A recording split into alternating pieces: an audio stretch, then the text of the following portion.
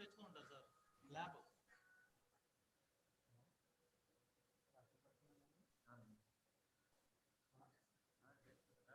అన్న మాట్లాడు ఒకసారి.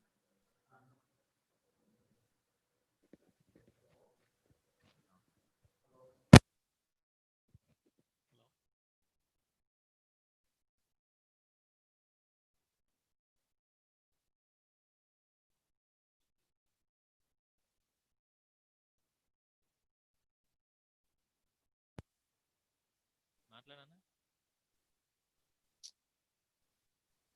హలో, డిస్ప్లే వచ్చిందా? లేదు, పీపీటీ వచ్చిందా? అట్లా వీడియో కూడా రావట్లేదు. అంతేనా? తర్వాత ఇది నేను డిస్ప్లే చేయాలంటే ఇలా చేయాలి, ఇలా అవ్వదు. 1 by 1 ఇలా చేసుకోవాలి. అంతేనా? ఇలాగా. ఓకే, ఇప్పుడు స్టాప్ చేయాలి. Thank you.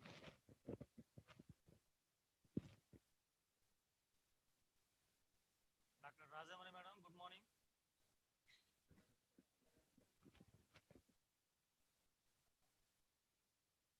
అన్న నాది కూడా అవ్వలేదు.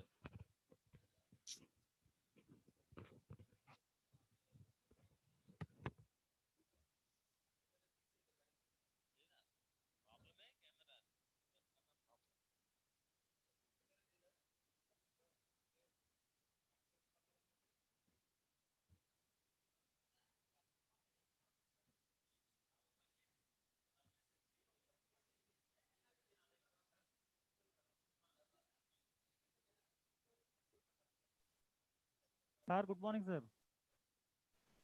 Hello hello Dhara sir good morning sir.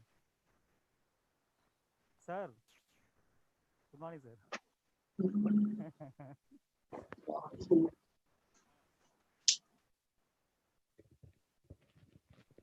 Sir okay okay sir, బాగుంది sir. Sir please check it your PPT sir. Now I share it sir. Sir మీ పీపీటీ షేర్ చేస్తాను, చూడండి సార్. తక్కువ సౌండ్ వస్తుంది. హలో, తక్కువ సౌండ్ వస్తుంది.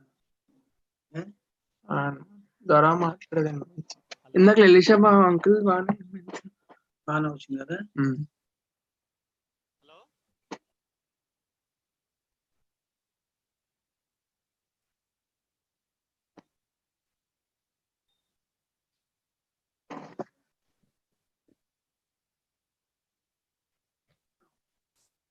Hello hello sir, your voice is audible sir. మన voice అవ్వట్లేదు సార్, అంటే వాళ్ళ స్పీకర్స్ ప్రాబ్లం. మిగతా బాగానే వినిపిస్తున్నాయి, మీ ఒక్కరిది రావట్లేదు. హలో కొంచెం లోగా వినిపిస్తుంది. ఇప్పుడు వినిపిస్తుంది. ఇప్పుడు వినిపిస్తుంది సార్, వినిపిస్తుంది సార్. స్లోగా ఉంది ధర. స్లోగా ఉంది సార్. ఈ వాయిస్ స్లోగా ఉంది సార్. ఎనదర్ పర్సన్ మీరు మాట్లాడండి. హలో సార్, మా వాయిస్ వస్తుందా సార్? ఇప్పుడు వస్తుంది, వాయిస్ వస్తుంది. ఓకే సార్, ఒకసారి సార్ నేను చెప్తారు సార్. మీ షేర్ చేస్తాను చూడండి. హలో సార్, లోగానే వస్తుంది. ఇందాకలా వాయిస్ బాగానే వస్తుంది. ఇప్పుడు సరిపోయిందా? ఇప్పుడు ఓకే. ఇప్పుడు ఓకే కదా. ఒకసారి సార్ పీపీటీ నేను స్క్రీన్ షేర్ చేస్తాను చూడండి. ఓకే, చూడండి స్క్రీన్. ఒకసారి చూడండి.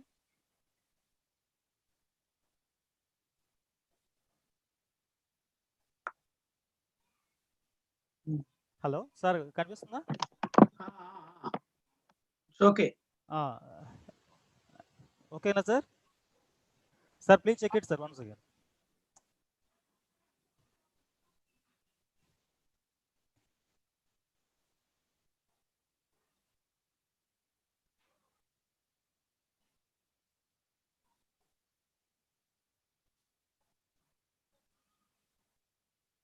Sir okay okay sir, is it okay sir? పెద్ద లెటర్స్ పెద్ద రావా? పెద్దగా screen. చేయొచ్చండి, చేయనా సార్? కొంచెం పెద్ద చెయ్యి. ఫుల్ స్క్రీన్ చేయాలి. అది ఏం చేశారు? ఇదా? ఓకే సార్, ఇలా సరిపోతుంది సార్ మనది. ఇప్పుడు సరిపోతుంది. Okay sir, okay sir.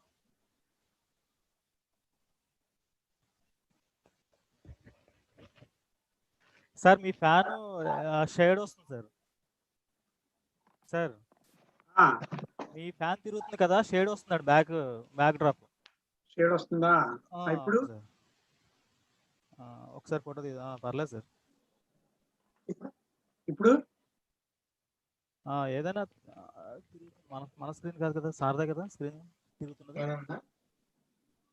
Back fan shade వస్తుంది, లైటింగ్ ఏదో ప్రాబ్లం సార్. ఇప్పుడు ఓకేనా? ఓకే, ఇప్పుడు ఓకేనా? Okay okay sir. Fan shadow ఫోటోలు కనిపించలేదు.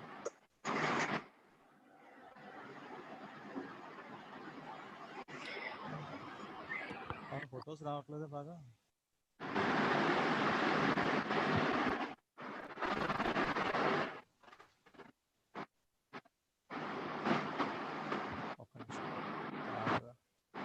Hello sir, Varma sir.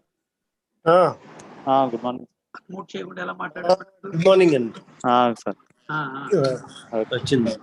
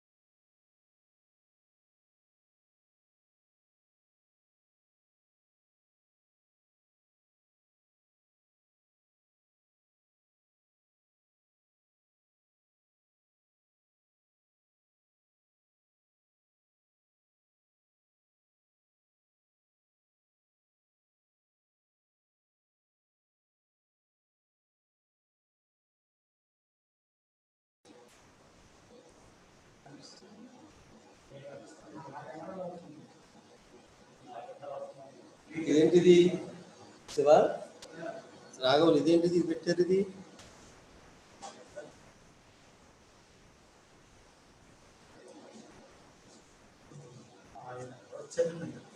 వచ్చారా? మీట్లో ఉంది, మాట వినపడతలేదు నాది. Hello master. ఎలీషా బాబు, ఎస్ సార్. ఇదంతా రెడీనా? అంతా రెడీ సార్. సార్ 13 అవుతుంది అప్పుడే. Okay sir. ఎలా ఉంది సార్ పిక్చర్? ఎలా ఉంది నాది? వెరీ క్లారిటీగా ఉంది సార్. క్లియర్ గానే ఉందా? క్లియర్గా ఉంది సార్. అంటే వెనక ఫ్యాన్ ఉండడం వలన కొంచెం ఇలా వేవ్స్ లాగా లేదు వస్తుందన్నమాట. ఇప్పుడు లేదండి అది. మీకు లేదు. ఆ లైట్ వేసాం పెద్ద లైట్. Okay okay. ఇప్పుడు లేదు సార్ అది. ఇప్పుడు బాగుందండి లేదా? క్లారిటీగా. అంటే లైట్ గా షేడ్ వస్తుంది కానీ పర్వాలేదండి. అది ఏంటి మీరు కనపడుతుంది. మీరు ల్యాబ్ లో ఉన్నారా ఏంది? ఎస్ సార్, లాంగ్వేజ్ అది కంప్యూటర్ ల్యాబ్ లో కూర్చున్నాం సార్. కంప్యూటర్ ల్యాబ్ లో ఉన్నారు. Yes sir.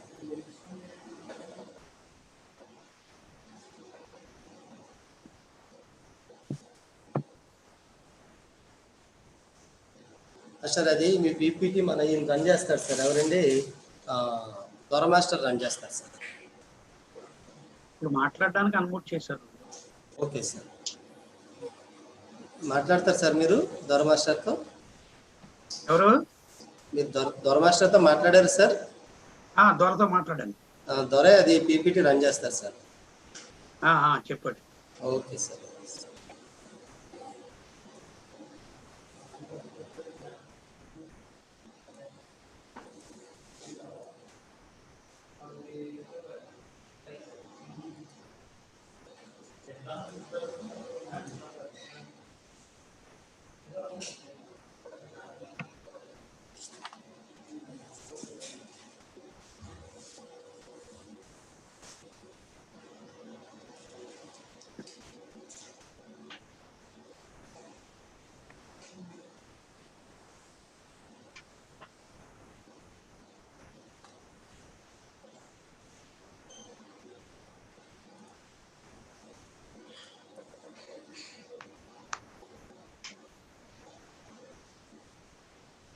మేడం కనెక్ట్ అయిందండి?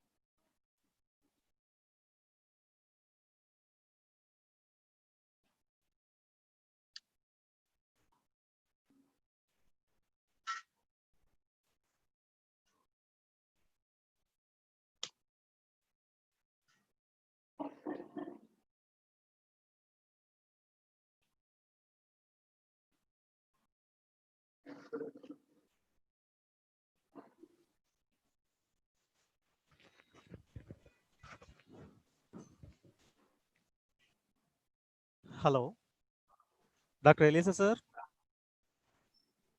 Please unmute your. Please unmute your video. No. Please unmute, sir. Please. Sir, Okay. okay. My Okay. voice is audible. Yes, sir. Your voice is audible. Uh, what is feeling your my picture, master? Okay. Your picture is okay, sir. Okay, sir. Sir, Dr. Elisa, sir. Yes, sir. Generally, mark your start. Formally, your start, sir. Okay. Practice. Good morning, everybody. This is your Elisha Babu. It's my privilege to invite you all to the national webinar on digital technology in education, concerns and consequences. I am very sure that all of you are aware of the digital technology that has taken over as a massive wave for the advancement in education Hello. in the present day world. From Adi Kavi to Navya Kavi in this digital world. Sir, back Tell me, sir. Tell me, sir. Sir, Elisha garu. Sir, Sambasara garu. Sir, చెప్పండి is it audible, sir? audible. Yes, sir. What about video, sir? Video also. Very Okay, clear. okay, thank you. Video and audio very clear. Sir, when will the program will start? Hello. 10:30. 10:30. By 10:30, okay, sir. Shortly. Okay. Master sir ఇందులో కనబడతలేదు మన principal సార్ది video. Okay is okay. Voice వస్తుందా? Voice వస్తుంది. Hello. Okay Raghavaji your voice audible sir. Hello sir.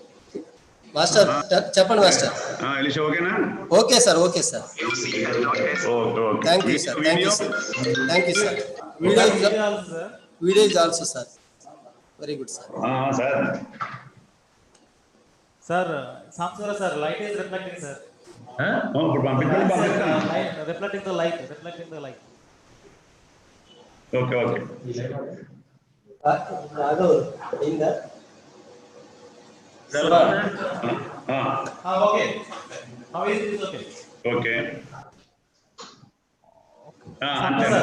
మీకు మూడోదేమో validity power of attorney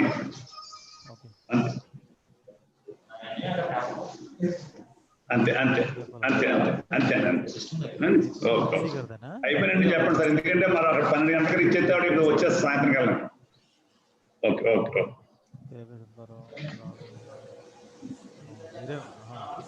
రెడీగా ఉండాలి.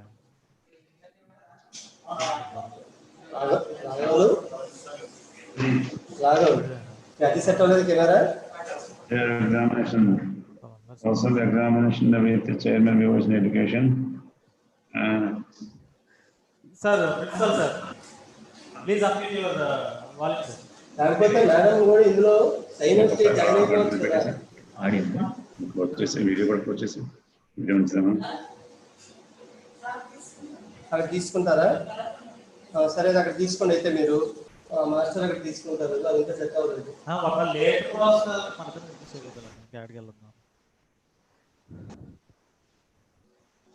Sir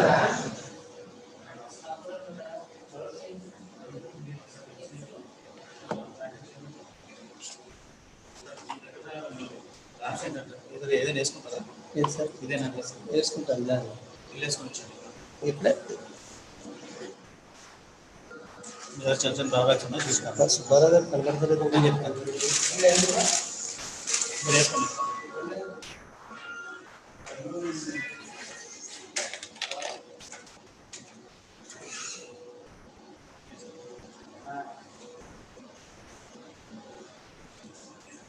madam position is well madam. వచ్చింది ఇంకొక సిస్టమ్ ఒకటి అయిపోతే సరిపోతుంది. హలో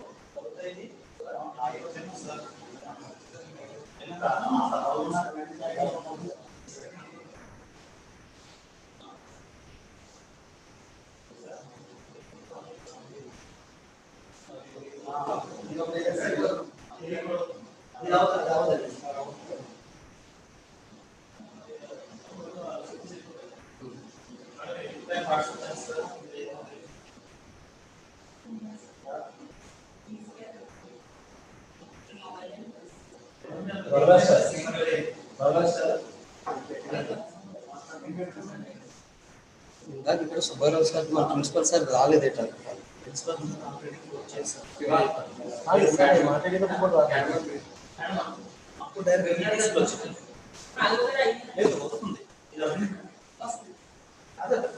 సరిపోద్దా?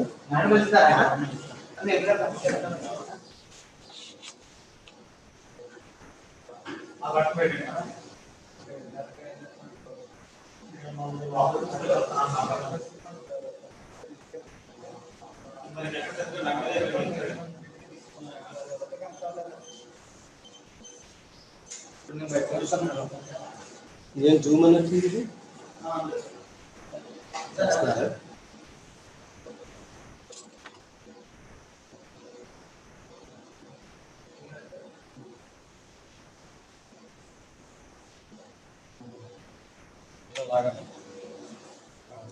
వీలైతే ఈ బట్టన్ కూడా పెట్టండి. ఏ బట్టన్? ఇది పక్కకు తిరిగి పక్కన తర్వాత ఈ కలర్ పైకి లాగండి.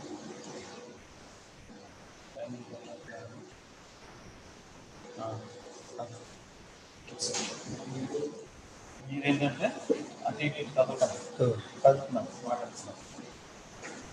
మీరు వీలైనంత వరకు ఇక్కడ చూసుకొని వెళ్ళిపోండి సార్. సరిపోద్ది కదా? అక్కడ చూసినా మీరు ఆ పేపర్ చదివినట్టు కనిపించట్లేదు.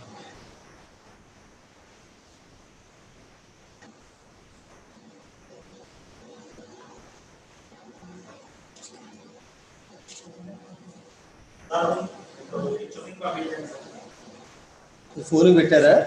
అది ఎవరు పెట్టినది? నా వాట్సాప్ పెట్టారా?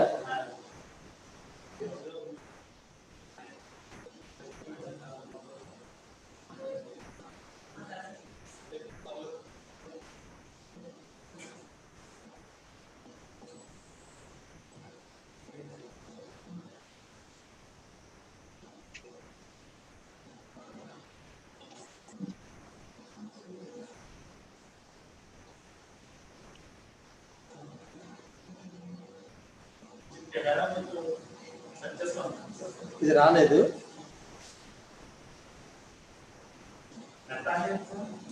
వచ్చింది.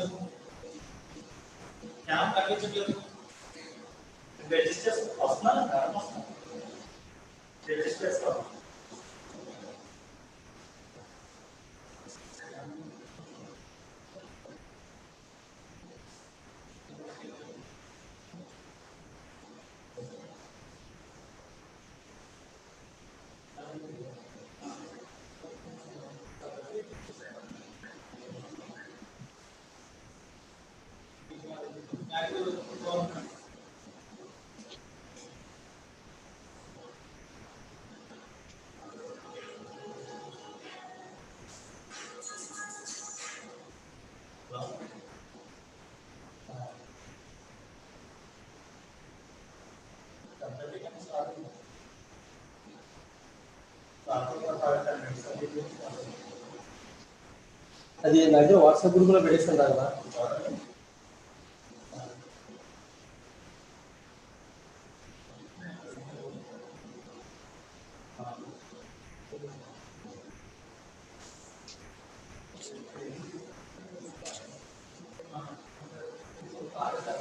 సార్ ఓకేనా?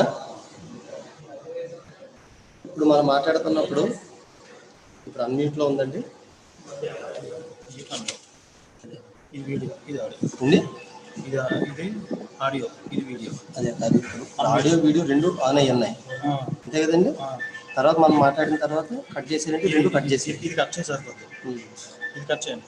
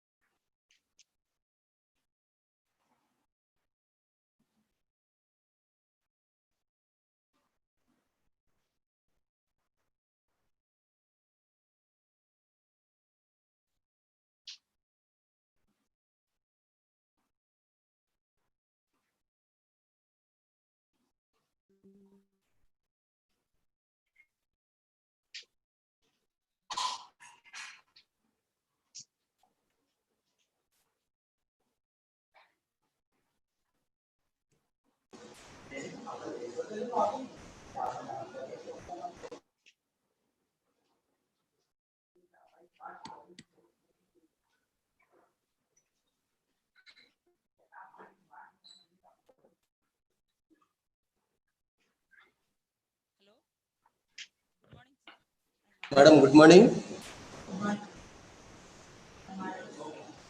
మేడం మీ ఆడియో ఇంకా కొద్దిగా వాల్యూమ్ పెంచాలి madam. Increase your audio voice madam.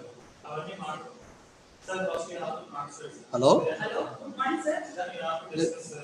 లేదు మేడం రాఘవులు ఇప్పుడు మేడం వాయిస్ రావట్లేదు.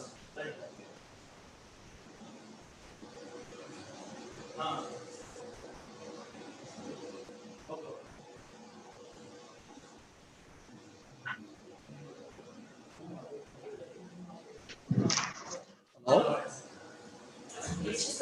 Madam madam your voice is not audible madam. అదే కనెక్ట్ అయిందండి అది.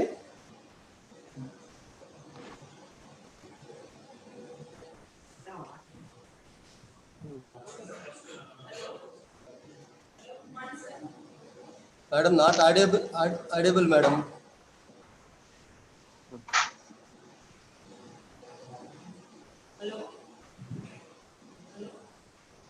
హలో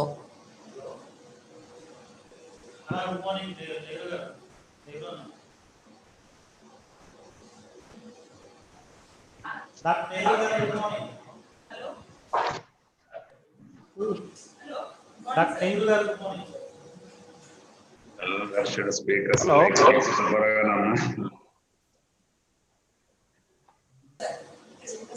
లేదు అది పని చేయట్లేదు. Speakers like hello hello hello sir నా వాయిస్ వస్తుందా సార్? రాఘవులు రాఘవులు నా వాయిస్ వస్తుందా సార్ మీకు? వాయిస్ వస్తుంది, ఇంకా కొద్దిగా ఇంక్రీజ్ చేయాలి వాయిస్. వాయిస్ మైక్లో ఇంతే సార్. హలో ఇప్పుడు బాగుంది. Hello hello okay very good. Hello okay sir. నా వాయిస్ వస్తుంది కదా సార్, మీకు ప్రాబ్లం ఏం లేదు కదా? వస్తుంది. రామకృష్ణ గారు ఇటు వచ్చాను సార్. ఇటు వచ్చేసేయండి, లేకపోతే కనెక్ట్ అయ్యింది. శివ అది కూడా చెయ్యమ్మా. ఫస్ట్ దొరా సార్ వాట్ ఈజ్ మరి మై వాయిస్ ఓకే.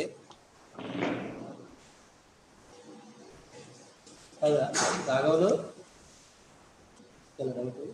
ఇప్పుడు ఇక్కడ నేను మాట్లాడిన తర్వాత మీరు నెక్స్ట్ వాళ్ళని పిలుస్తాను కదా, పిలిచిన తర్వాత మీరు రన్ చేస్తారా? వాళ్ళు వచ్చేస్తారు. వాళ్ళు వచ్చినప్పుడు ఏం చేయలేను, మాటలు అయిపోయినాక వాళ్ళు వచ్చేస్తారు. వాళ్ళు రాకపోతే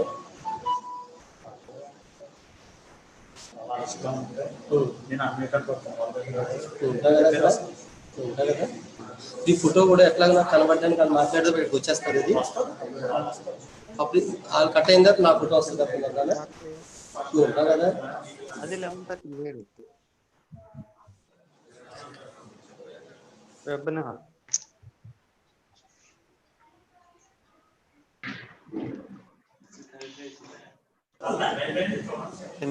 టవలో లేదు, ఖర్చు ఇచ్చేమా కుక్క పెడుతుంది కరెంట్ పోతుంది.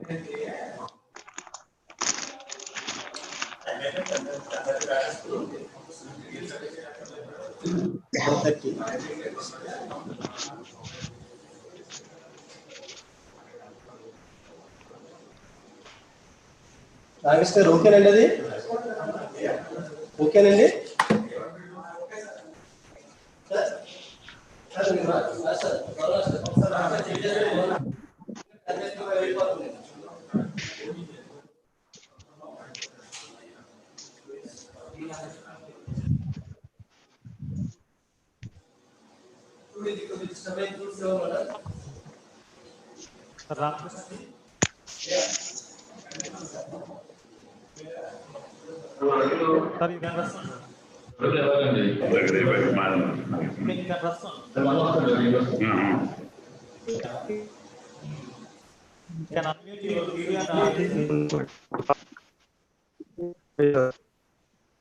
रामकृष्ण जी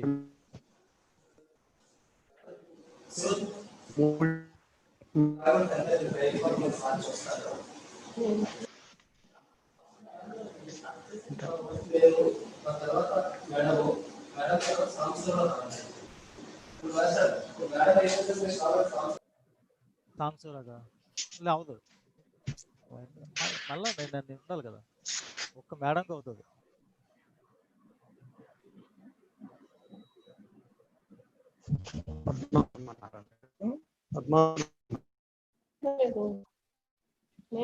master hello hello hello master KP Subbarao గారు. Master good morning master. How are you master? Good morning. I'm fine. బాగుంది సార్. ఎక్కడండి? వైజాగ్ కాకినాడ? వైజాగ్ వైజాగ్ అన్నారు మాస్టర్. ఓకే చేయించండి. 10:30 అయిపోయింది కదా. అదే సార్ కోసం అండి. సార్ 1 or 2 minutes లో సార్ వచ్చేస్తారండి. Okay. Nehru how are you అమ్మా? Nehru sir good morning. How are you?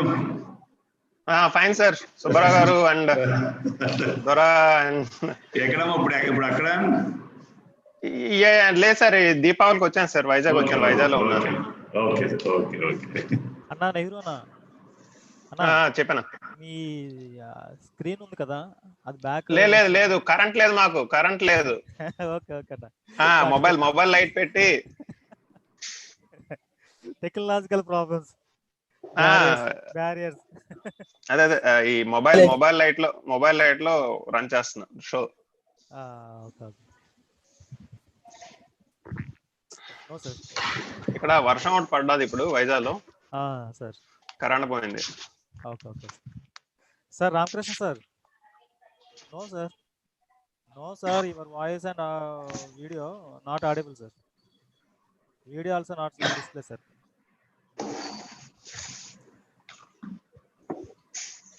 Video only ఇదేనా?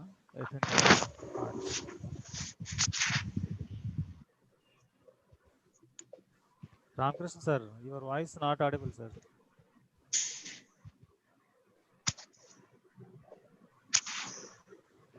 Hi ma'am, I'm Shruti. Yes, I have sent my photo for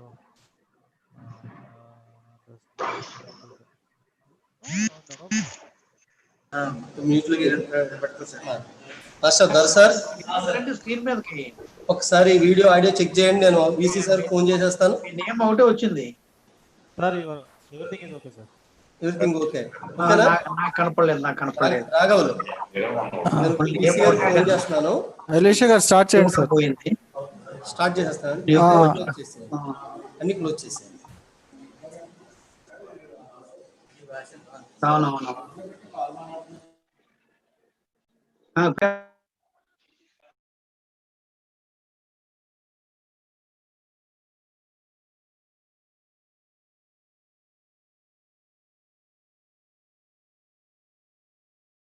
Raghava కో-హోస్ట్ అమ్మా.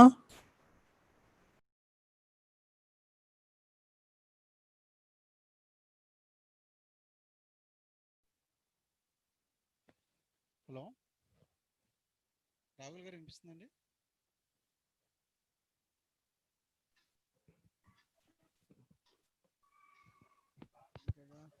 హలో సార్ వినిపిస్తుందా? గట్టిగా మాట్లాడాలా?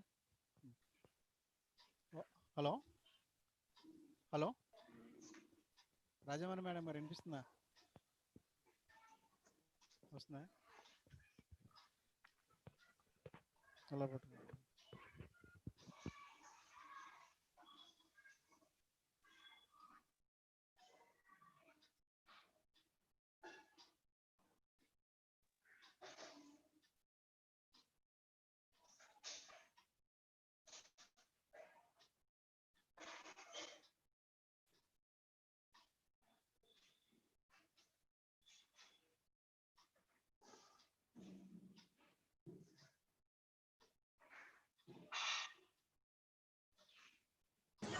హలో సార్ వినిపిస్తుందండి?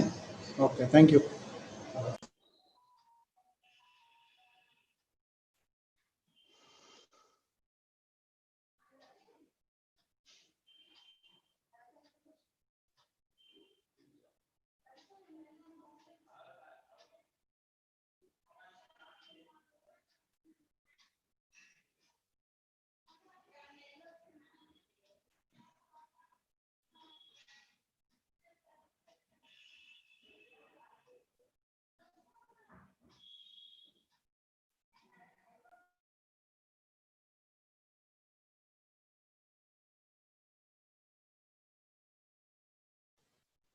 Hello, good morning, Elisha sir. Hello? Hello, good morning, sir.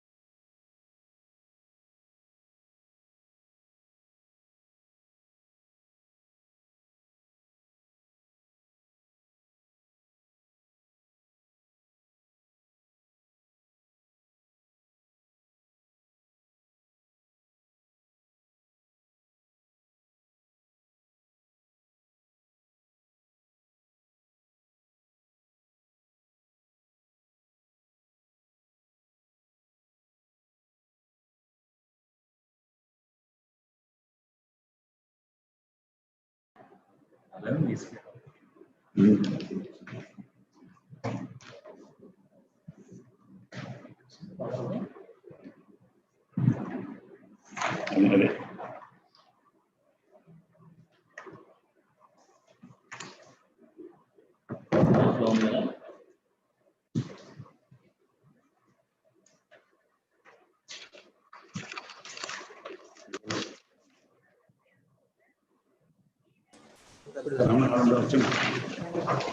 Rajamani madam, Rajamani garu, are you ready?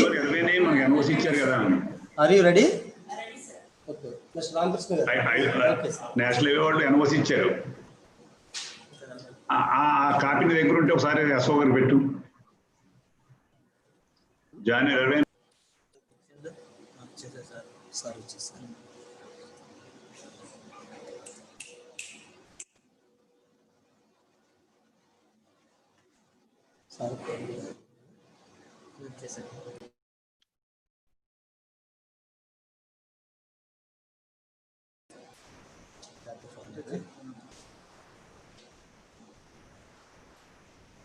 Good morning, everybody.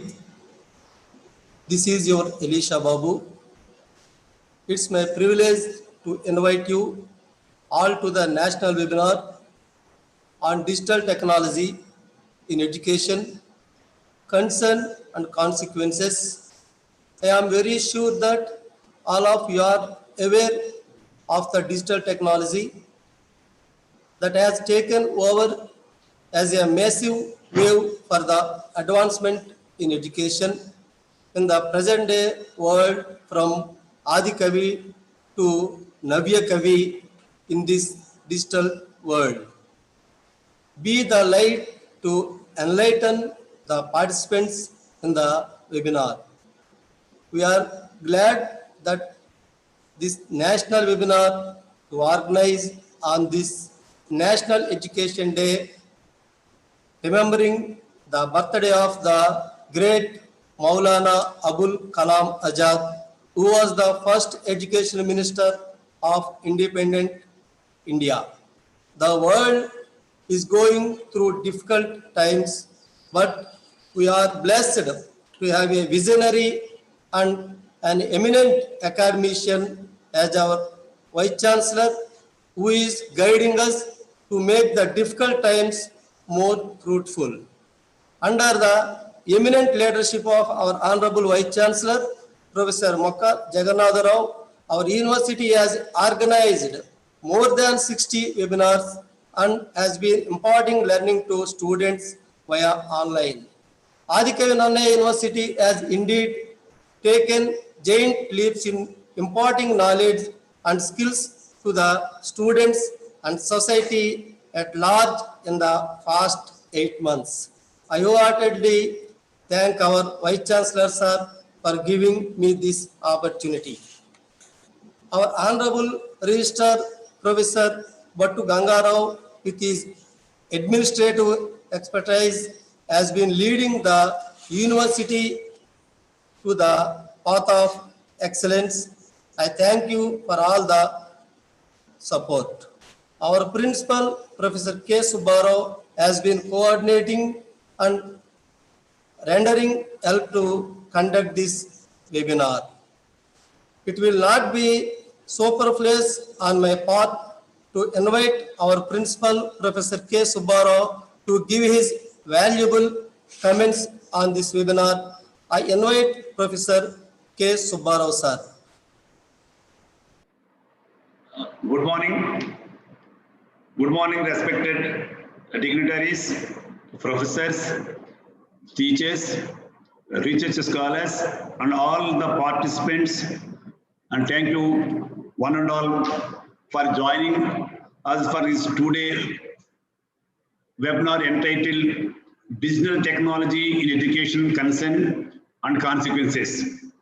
First of all, I would like to thank Chief Guest of this inaugural section and patron of this webinar, Honorable Vice Chancellor Sir, Adikavi Nannaya University, Professor Mokka Jagannatha Rao Garu, for his continuous support to our University College of Education.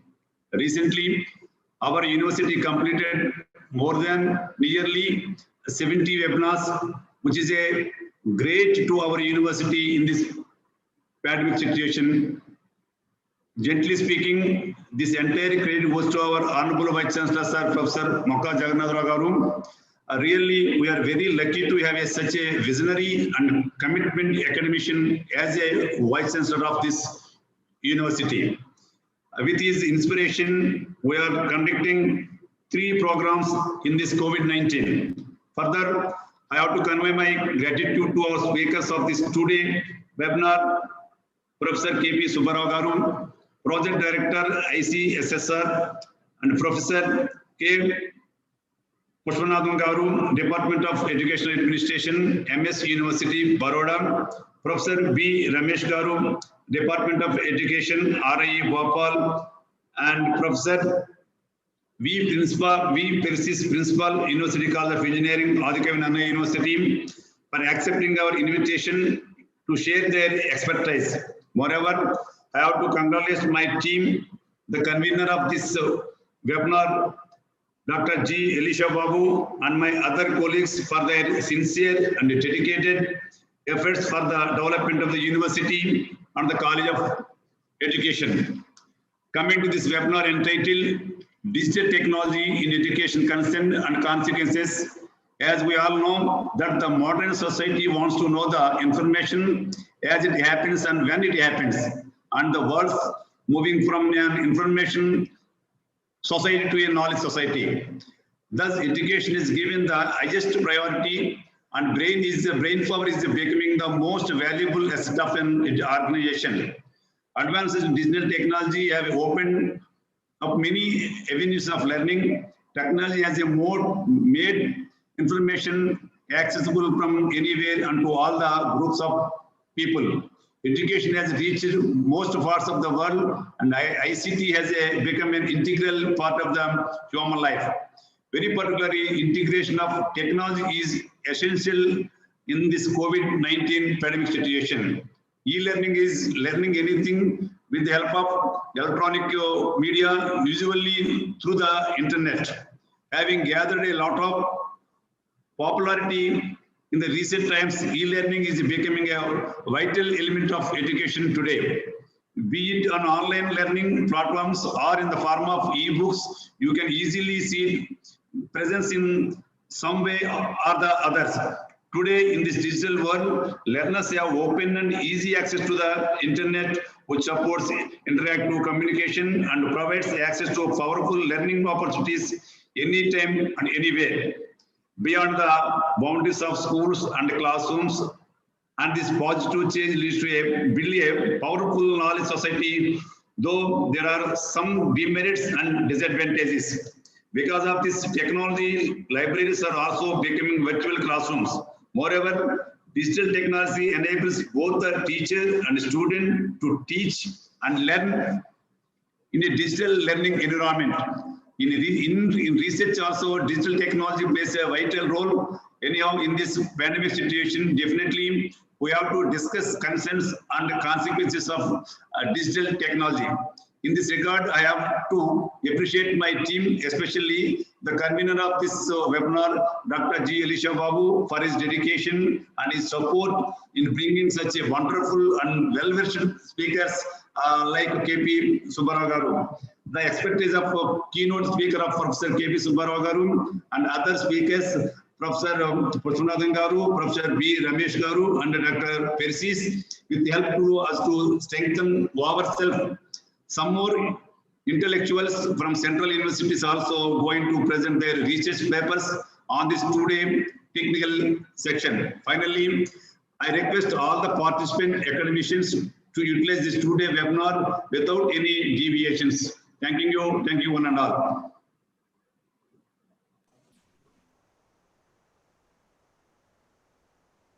Now, I request Srimati J. Rajamani, Assistant Professor, University College of Education, to introduce the chief guest. Thank you, sir. Good morning to all. I am Juttuka Rajamani, Assistant Professor, University College of Education, Adikavi Nannaya University. It is a great privilege to introduce the key personality of this today's webinar, Honorable Vice Chancellor of Adikavi Nannaya University, Professor Mokka Jagannath Rao Garu. He has done his education in both India and abroad. He got his master's degree in engineering from the University of Alaska, USA. He got his PhD from Andhra University, Visakhapatnam in the year 1985. He has joined as assistant professor in the Department of Geology, Andhra University in 1986 and later promoted to professor.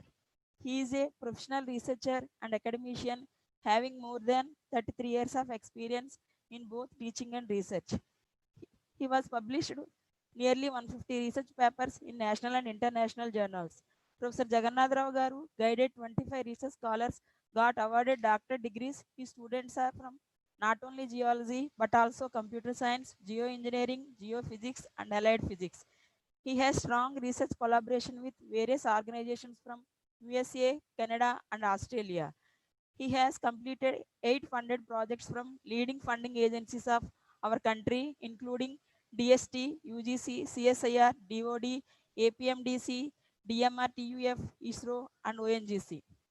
He got huge consultancy projects from ONGC, namely studies on Holocene evaluation of Mahanadi Delta, studies on land subsidence due to hydrocarbon exploration and exploitation at Krishna Godavari Basin using remote sensing and field studies. He has filed a patent entitled An Intent to Model that explains the genesis of Bay of Bengal and Arabian Sea, which is under consideration. He has a vast experience in administration. He occupied various administrative positions in the prestigious university, Andhra University. Honorary Director for Information Management Center, Dean for PG and Professional Examinations from 2019 to 2020, Director for International Students Affairs from 2006 to 2009, Director for Delta Studies Institute from 2010 to 2014, Chairman Board of Studies in the Delta Studies Institute from 2010 to 2014. Head Department of Geology, Chairman Board of Studies, Department of Geosciences, Ambedkar University, Srikakulam. He got many awards and honors including Dr. Sarvepalli Radhakrishna Award, the Best Academician Award of the Year 2019 by Andhra University, Scientist of the Year 2017 by National Environmental Science Academy, New Delhi. Professor Jagannatha Rao Garu was a member of different associations like Member Advisory Board on KGPG Basin ONGC Chennai 2011 to 2014, Associate Editor Indian Journal of Environment and Eco Planning, Member International Geological Collaboration Group, National Working Group, Students Advisory Department of Geology, Andhra University 2002 to 2005, Member NAC Streaming Committee, Andhra University, Member Committee for Central University Proposal Preparation of Andhra University, Management Board Member of a number of educational institutions, Member Andhra University Academic Audit 2016 to 17, Committee Member Geetham University on MSc Earth Science Course Design. He was an editorial board member of Indian Journal of Environment and Eco Planning. He is the member of various professional scientific bodies of national and international. He is a member in various board of selection committee like UPSC, APPSC and state and central level. Earlier, he has selected as UPSC Civil Service Group B Services Exam in 1985. UPSC Geologist examination, he got All India 11th rank in 1983, but because of his passion for teaching, he is in teaching field. His vision to see that the Adikavi Nannai University should be the international institute of choice for education, research, training, and consultancy. This is the brief biodata of Professor M. Jagannath Rao Garu, Vice Chancellor of Adikavi Nannai University, Rajamahendravaram. Thank you for giving me this opportunity, sir. Thank you. Over to you, Elisha, sir. Thank you. Thank you, madam. Now it is time for me to invite our illustrious chief guest, Professor Mokka Jagannatha Rao, Vice Chancellor, Adikavi Nannai University. Professor Jagannatha Rao, sir, please, sir. Thank you. Good morning, all of you. I hope I am audible to all of you. Yes, sir. Okay, thank you. I'm very happy and privileged to be part of this national webinar on digital technology in education, concerns and consequences. Principal Professor K. Subba Rao and Registrar Professor Ganga Rao, Executive Council members, and the principals of Constant Colleges, Dr. Persis, College of Engineering, and Dr. Elisha Babu, convener of the today's webinar, and experts who are participating in this webinar, Dr. Professor K.P. Subba Rao, Professor Ramesh Babu, Dr. Persis, and other faculty members, participants, research scholars, ladies and gentlemen. I'm very happy and welcome all of you to this webinar on digital technology in education, concerns and consequences. A very timely, organized, and very appropriate topic on the eve of present today's National Education Day celebrations, memorizing like in the memory of Dr. Azad, Abul Kalam Azad ji, and the title, The Digital Technology in Education, Concerns and Consequences. It is very appropriate because for the last several months, we are living in a kind of uncertainty. We are locked down. We are confined to our homes. We are unable to move. We are unable to do the things which we are supposed to do, being educators. So in this situation, which is a kind of uncertainty, we do not know when it will end. Even today, we do not know when it will be ending, when we'll resume our normal life, activity, professions, etc. It is a global pandemic. So in such situation, we have to venture to look for alternatives. That is what we have done at Adhikavi Nannaya University. We started exploring other platforms of online technologies. So we thought, okay, let us use these online technologies during the period of crisis. Let us not leave our students and our research scholars and all the stakeholders who are ready to take the instruction, get the knowledge, get the education. So we, in these conditions, we have started using the platforms, online platforms. As earlier Dr. Elisha Babu said, we have conducted almost 70 webinars from almost all the departments of science, technology, engineering, commerce, management, education, social sciences, humanities, etc. I'm extremely happy and thankful to all my faculty, all my principals, all my deans who are very active in conducting these webinars and inviting experts from all over India and some of them even from abroad. So their knowledge has been utilized because we got an opportunity. This we consider the corona pandemic, the lockdown. We wanted to convert this an opportunity because the experts are sitting at home. We could invite them because otherwise they may not spend time with us. They have enough time to spend to accept our invitations. So some of the experts could be invited, could take their knowledge and got the benefit out of their knowledge and intelligence by way of these online webinars. So in this way, we have been doing that. In the same way, our faculty are also active in extending online classes to our students. And when you think about the students who are away and in rural areas who do not have connectivity, we have formulated a method by which we have developed e-content and started uploading them in various online platforms, including YouTube.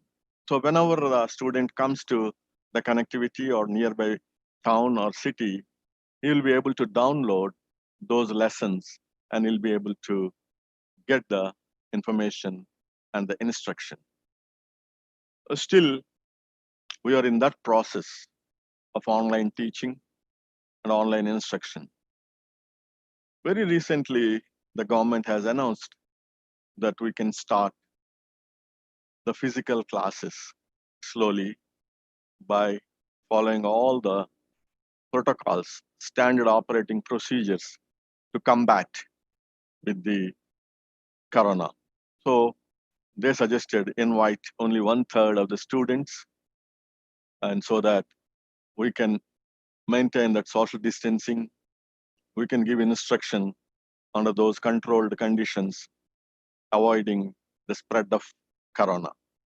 So we have started that also, and we are doing that. And whatever the thing is, now the corona has given us the greatest opportunity to realize, to explore the online platform, the digital technology, how the digital technology can be used in extending instruction. Earlier, we were not that much particular about the online classes. Now, because of this pandemic, so I should also say that corona pandemic given us an opportunity to see how these online platforms are effective in extending our teaching, how these platforms can be used for giving instruction to students, But just by sitting in our homes, how we can learn, get the subject.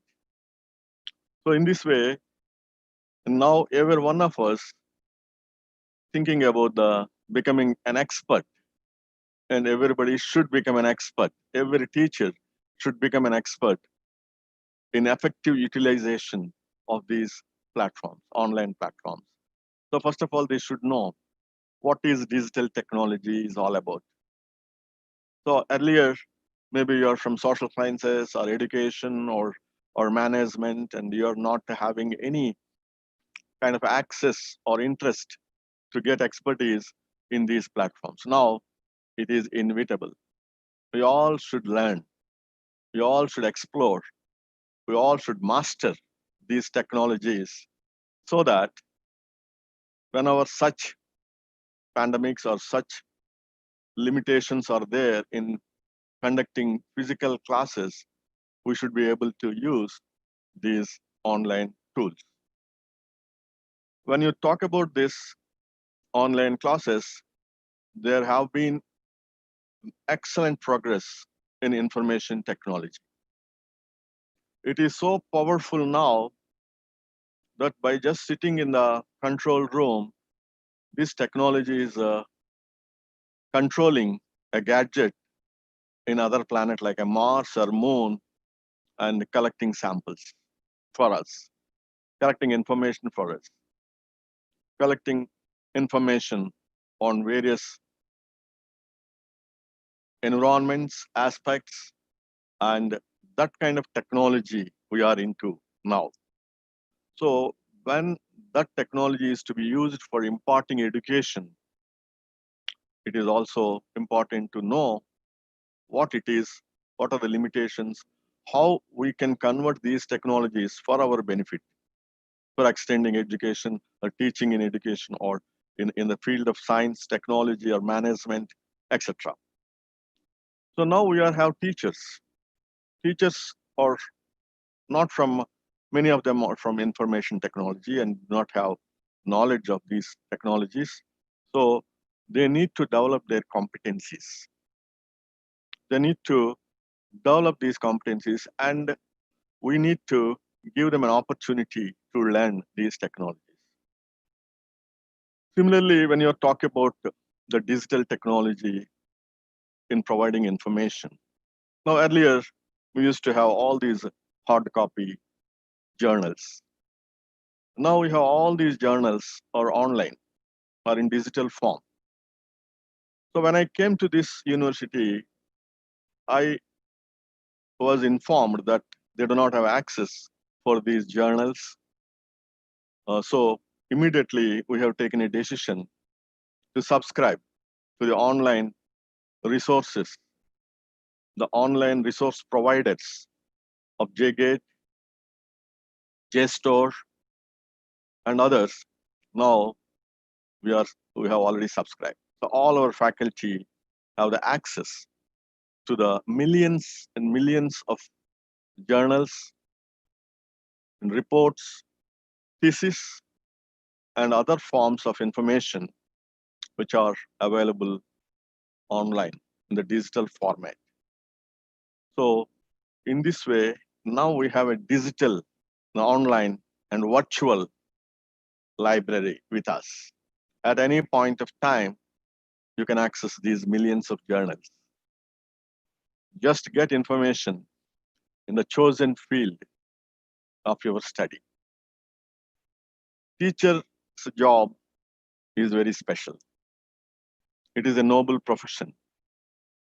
It is simply a teacher should not only give information from the earlier notes or old textbooks or etc.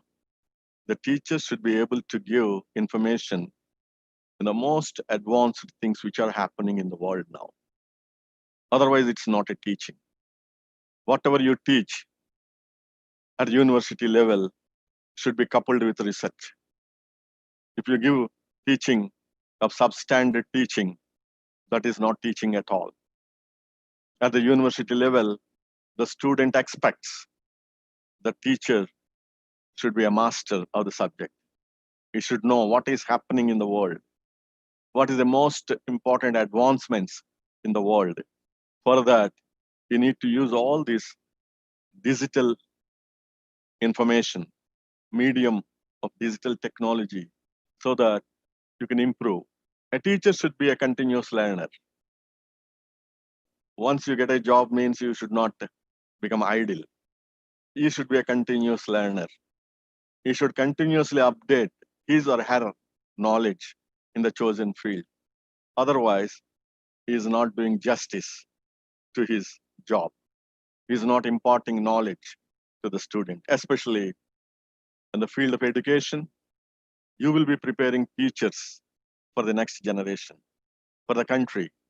So you should be much more careful in utilizing all these digital information, digital resources, in updating yourself. Otherwise, you will be producing teachers of low quality. At the end of the day, it affects the society and the country at large. So you have more responsibility because you are producing teachers. So you are a teacher to teachers. So you should have more responsibility in that. So I request all the teachers, all the educationists, all the experts in the Department of Education should come forward and learn all these digital tools and get the competency. Because now we have in the information technology, we call it the cyberspace. We have various technologies like artificial intelligence. We have Internet of Things.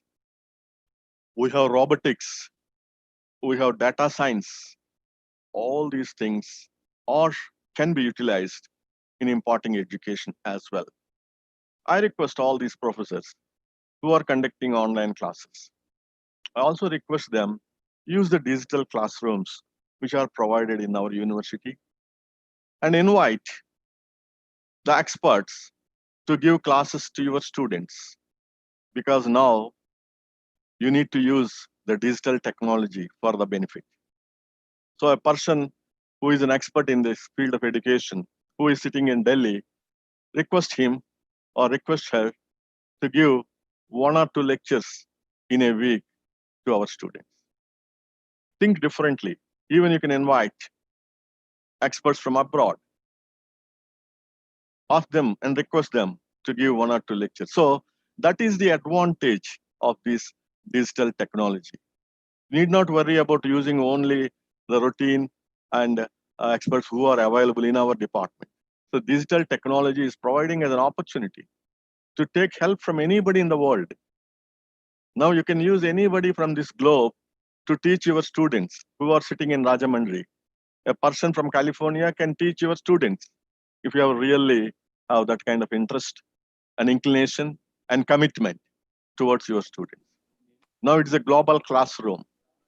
It is not a classroom of Nannaya, Adikavi Nannaya. Now it is a global.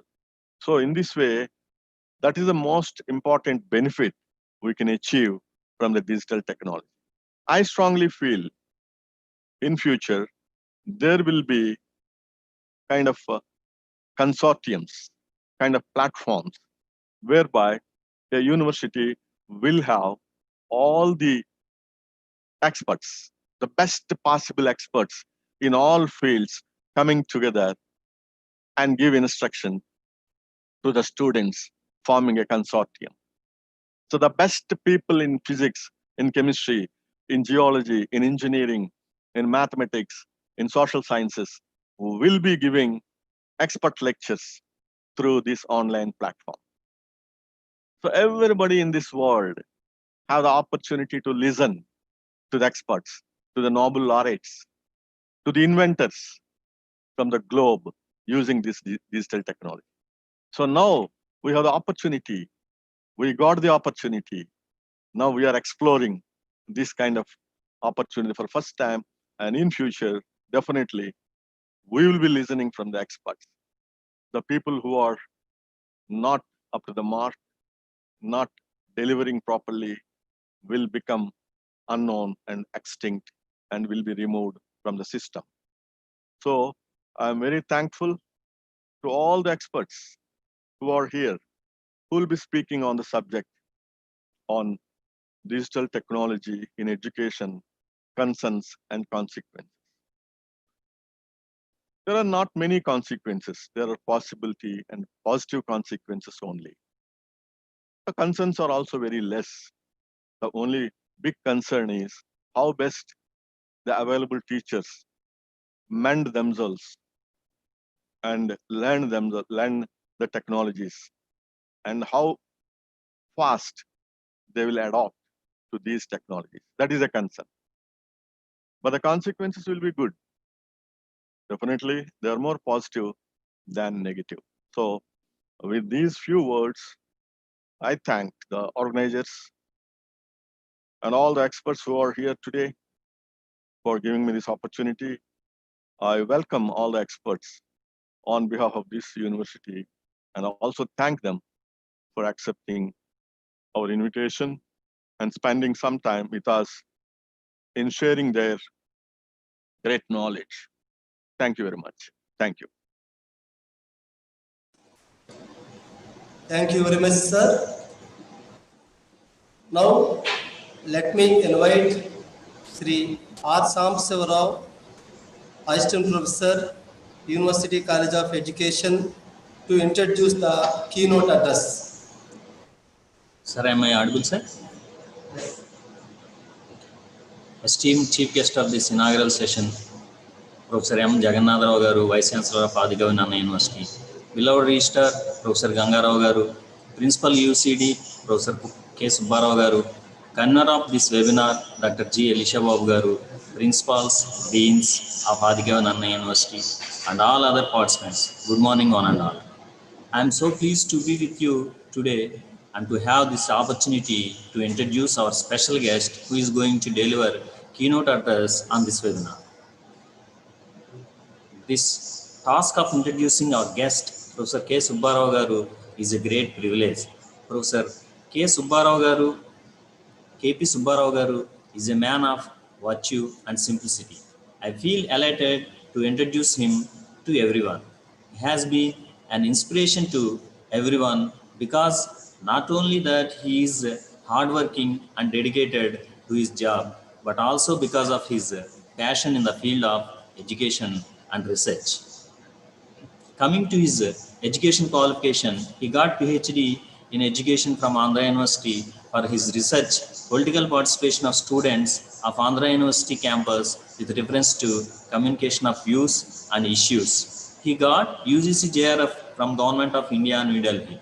He completed his Masters in Education and Public Administration from Andhra University. In his service, he held several administrative positions in Andhra University.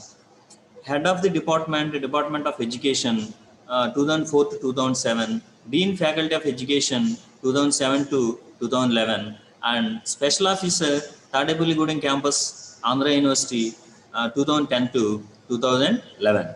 He had vast professional experience which reflects his virtue.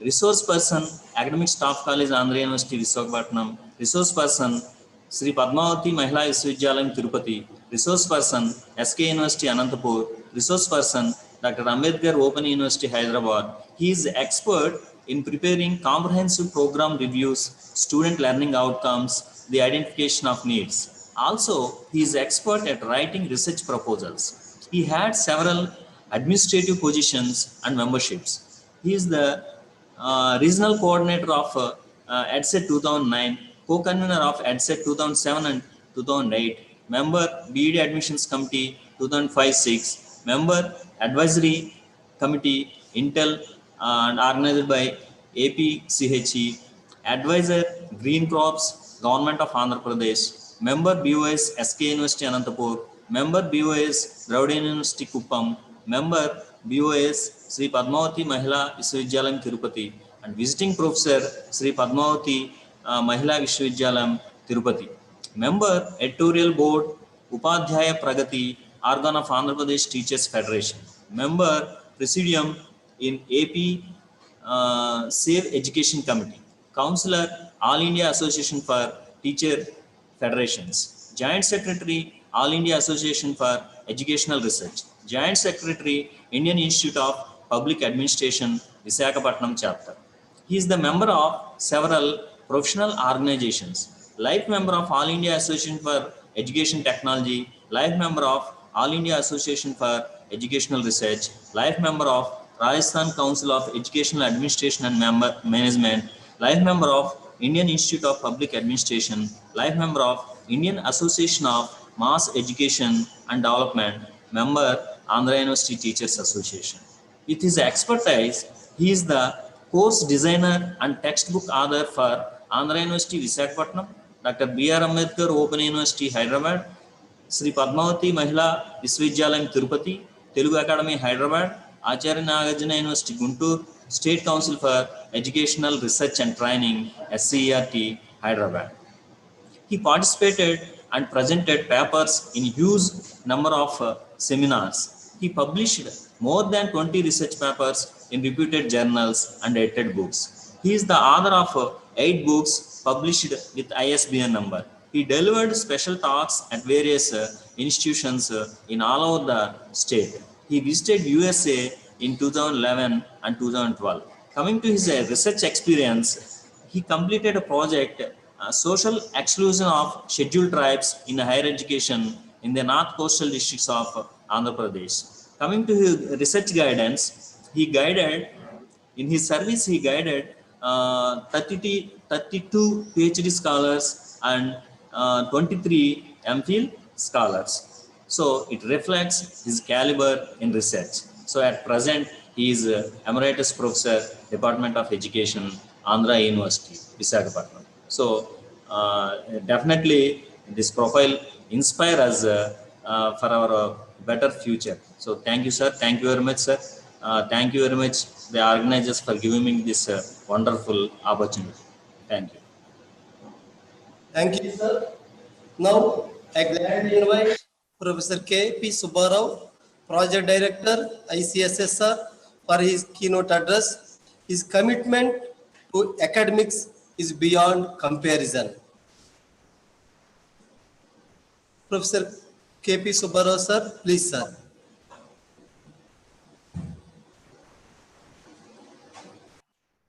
Hello.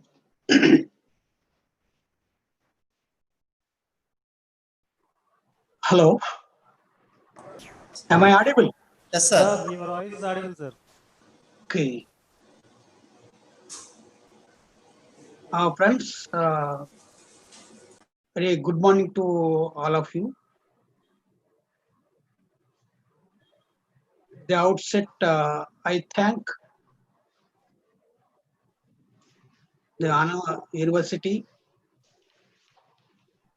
for giving me a chance to speak in this very important webinar, Digital Technology in Education, Concerns and Consequences. Let me, at the outset, let me thank the authorities, Honorable Vice Chancellor, Professor M. Jagannath Rao Garu, respected Registrar, Professor B. Ranga Rao Garu, Principal, Professor K. Subbarao Garu, and also the distinguished speakers, my good friend, Professor K. Pushpanadam from MSc University, Baroda,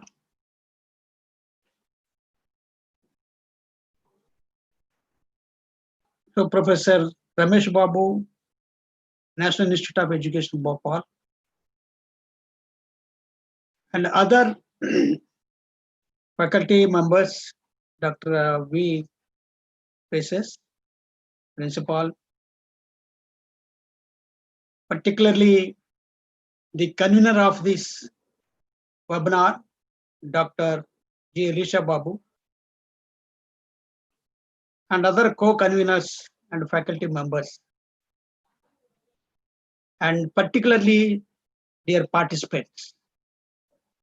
Once again, a very good morning to everybody. I would like to share my keynote address with the help of PPT. I request Dr. Dora to assist me in sharing my PPT. Friends, as you know that education is a fundamental element of human development, which opens new vistas and provides access and mobility to the world at large, and challenges the same human being with the ample opportunities and choices. Every human being with the ample opportunities, especially the child has a right to education, the right to knowledge, and right to learn. The acquisition of knowledge, information, helps individuals to improve his or her own quality of life. Not only their life, but also their participation in the community life meaningfully. As far as the social benefits of the education are concerned, and we know that education is an investment in human capital, and it leads to higher productivity and earning power. So education is not simply a process that takes place in a classroom, but it's not simply a means of providing education to human beings. It's an investment as a human capital. And when you invest something, that we expect some results. So that way, education acts as a means as well as an end. And coming to technology in education, because nowadays everybody is talking about technology in education, or particularly digital technology. Now everybody using one or the other platform of digital technology for their survival. Just we see the history, how we came to this stage of digital technology. According to Eric Ashby in 1967, he says that we are in the fourth revolution in education. The first revolution being the education transferred from home to school. And the second revolution is the invention of written word. Until then, there is no writing, but we went written word along with the spoken word. The third revolution is printing press. When the printing press was invented, we have books, we have journals, we have a lot of printing material. So that's why we have got a textbook. The fourth revolution is electronics. Now, without electronics, there is no life at all. For everything, each and everything, we need electronics now. The Program of Action 1992 rightly pointed out that use of technology to improve the quality of education. If you want to improve the quality of education, we have to use technology. It is our 1986 new education policy rightly pointed out, rightly observed that the need of technology. Maybe in that way, only technology in the sense the teaching aids that are used with electric power, or sometimes maybe movable or unmovable teaching aids, audio, video, oral aids that we have used, that we call it as a technology then. And also now we have got National Policy of Education 2020. The recent government of India has brought out. This policy also recognized the use of information technology. Now we have come from simple terms of technology, from technology to information technology, information and communication technology, what we call ICT. And that ICT, we are very much aware and we are used to it. We are also using in all the teaching learning programs, teacher training institutions. And also the government of India brought out a flagship program, Digital India, with a vision to transform India into a digital empowered society and knowledge economy. The program, the aim of the program is to develop the whole networks, a lot of networks, till they reach to the rural areas. So this Digital India also recognized the use of technology not only in the urban areas but also in the rural areas. And coming to the technology, the digital technology in learning, as you know, learning spaces, either physical or virtual, are to be created. Open learning spaces along with classroom interaction is also needed. We know that we have a computer aided learning,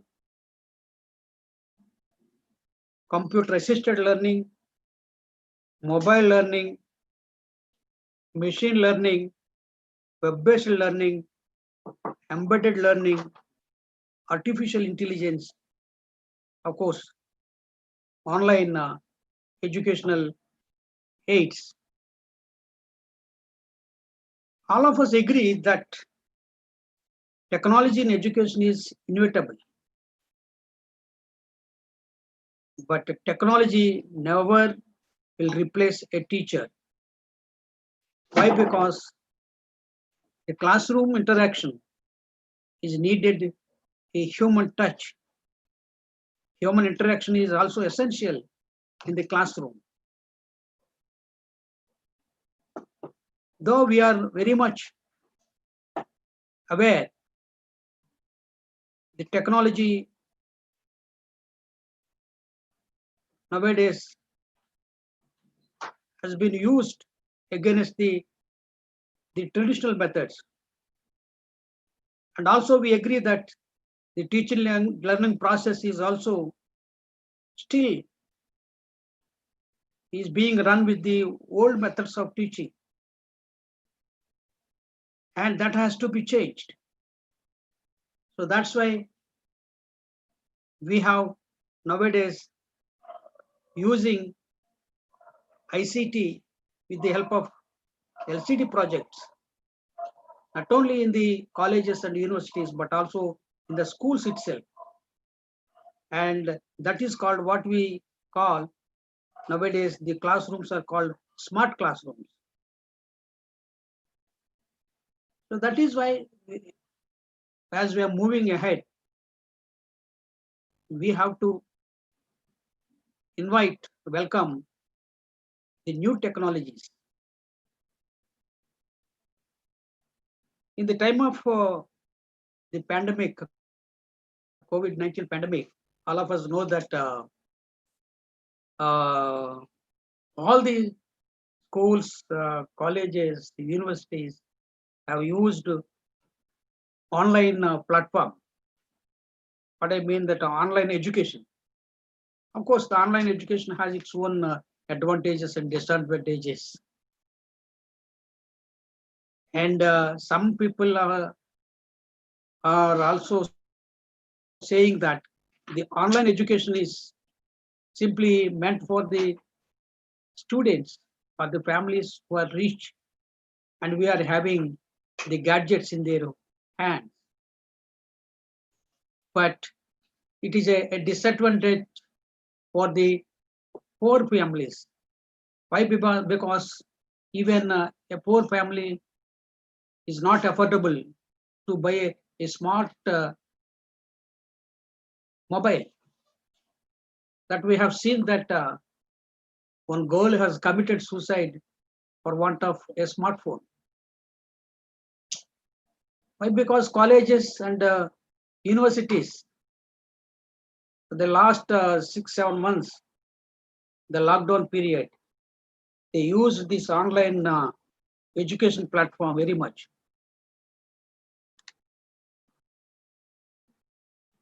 What we have concerns about this digital technology. And we, as our Honorable Vice Chancellor mentioned, that the concern is that we have to provide the facilities or the gadgets, the technology, everything to each and every student. So that the infrastructure we have to build up. So maybe there are many barriers coming in the way of providing these gadgets, these facilities. So that's why technology and internet access for the students, we have to provide physically, then only they will learn and they move on with the new technology. That's why the physical classrooms, physically the classrooms are possible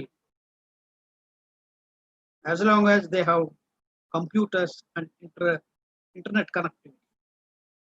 As you know that we have more than 5 lakhs villages where the internet connectivity is not much there. So that's why this barrier should be avoided. Another question that is very important, also mentioned by Honorable Vice Chancellor, that quality of education. And from the first Education Commission in 1948, the so-called University Education Commission, chaired by the Radhakrishnan, to the latest NPE 2020, they all talk about the quality education. And each and every commission and committee are talking about quality of education.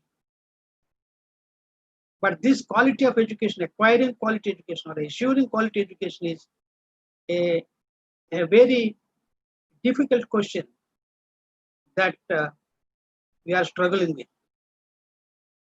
Along with the quality, equity.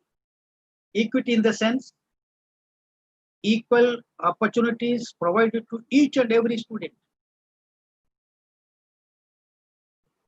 And each and every student or child should acquire the same quality of education.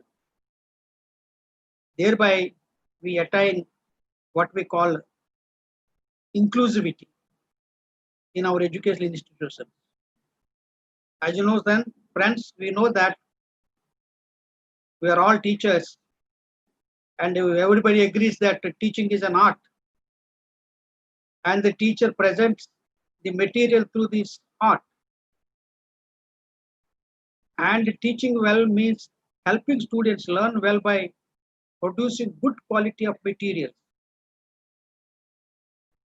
That means that we have to provide good materials, the quality materials for our students, the quality content. So this is possible nowadays by using digital technology in the classroom. So what is the advantage of the digital technology is that, for example, for a class only we can teach only 40 to 50 students, or maybe up to 100 students. But if you use a Zoom classroom, if you use any platform, the digital platform, we can reach thousands and thousands of students. That is the advantage of digital technology. So that's why now the states like Tamil Nadu and Kerala are ahead, and they are in the forefront. They have prepared video classes, video lessons on the internet, and they are providing the higher level, higher quality of material to their students. That we can adopt. We can learn from those states. It is also concerned that governments, very important that always we know that every report given by ESSER or PESA, always they are pointing out mainly the quality of education that is provided in especially in the schools. The ESSER 2020, they conducted a survey.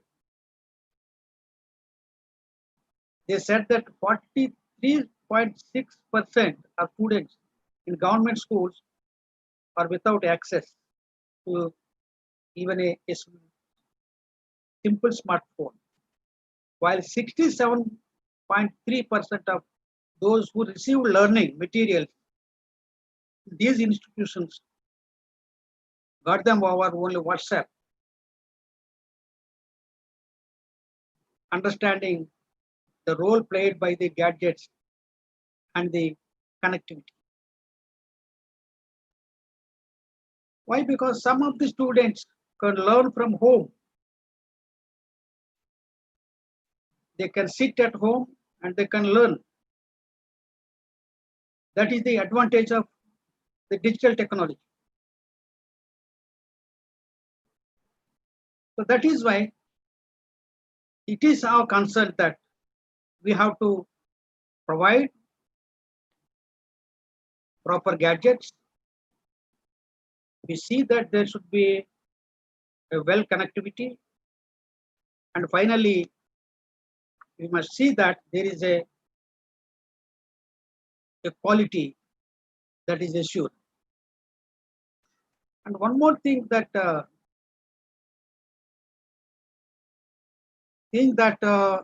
we discussed, availability, access to the internet and technology,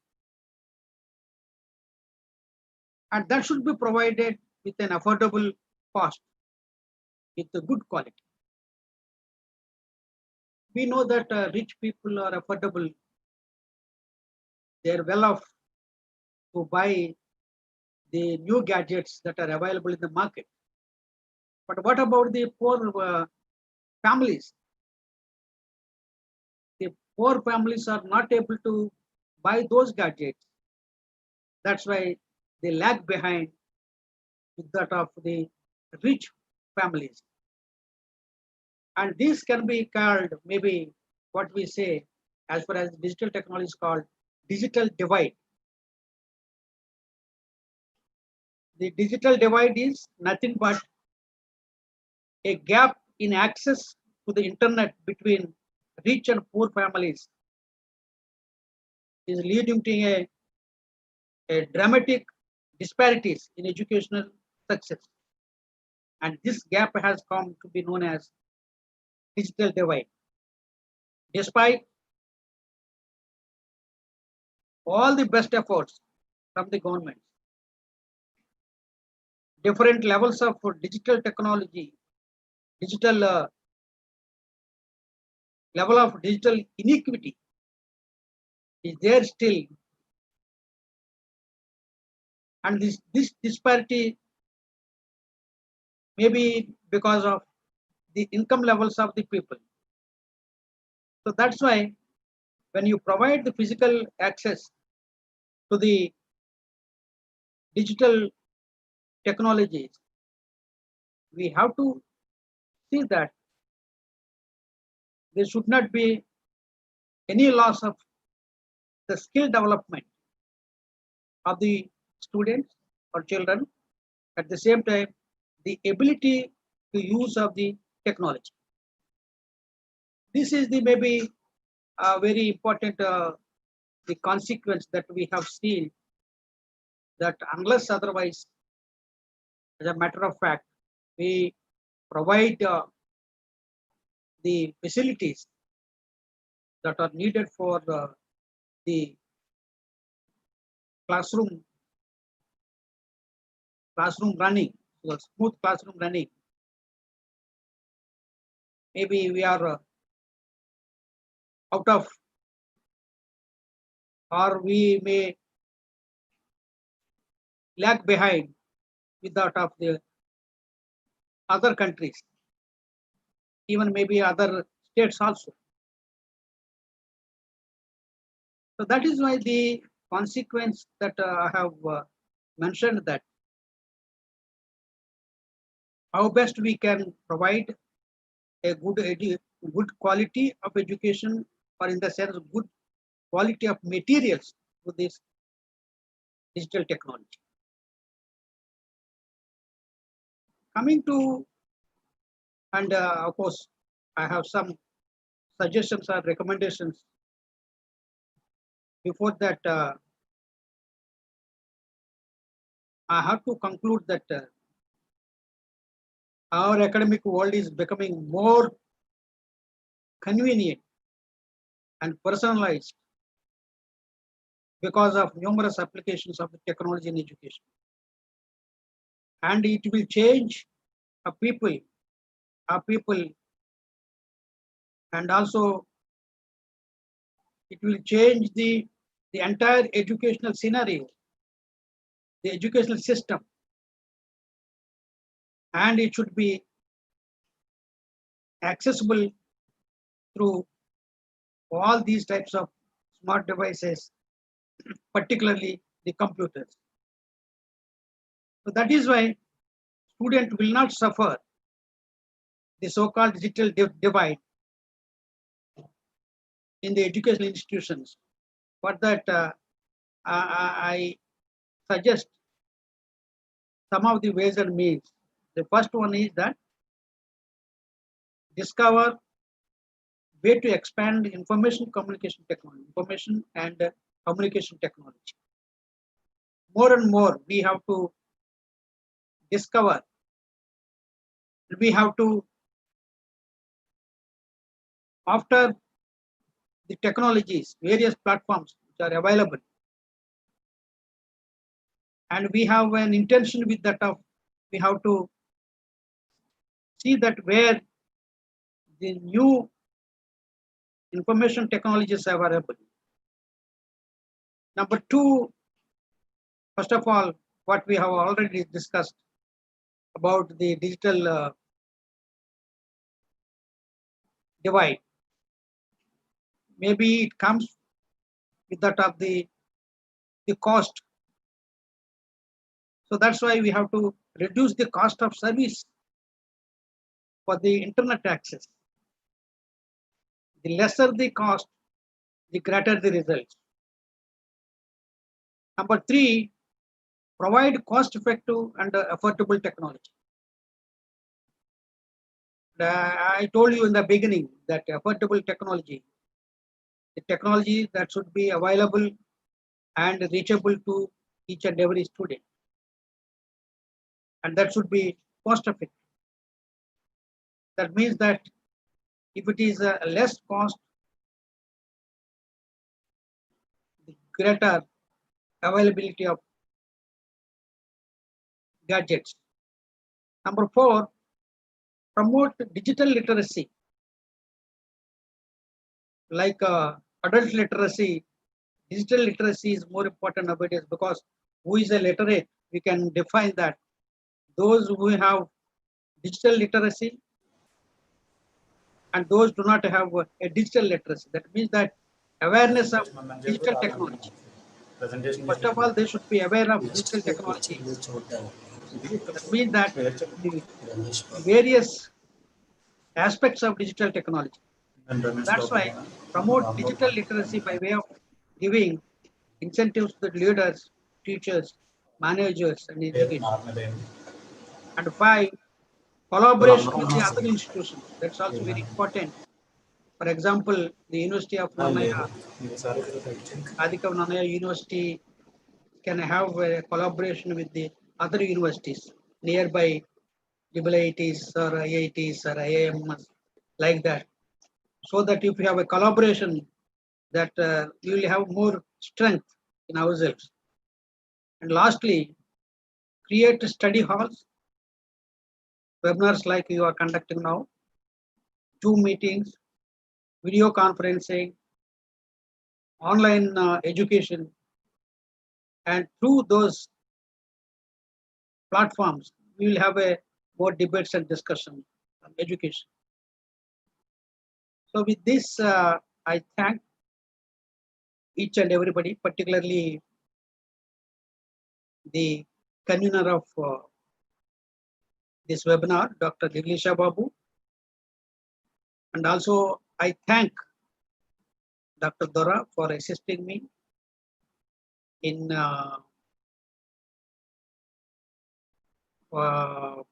providing or in displaying on my PPT. And also I thank each and everybody for their patient hearing. Thank you, one and all.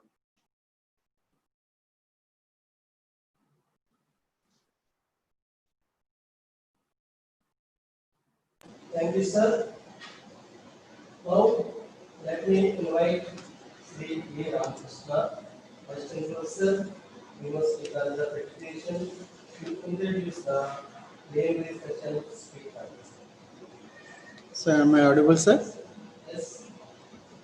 So today's chief guest, esteemed Vice Chancellor, Professor Mokka Jagannath Rao Garu, and Honorable Registrar, Professor B. Ganga Rao Garu, and respected Principal, Professor K. Subba Rao Garu, University College of Education, and the Principals, Deans of Adhikav Nannaya University, and senior faculty members and participants. Good morning, one and all.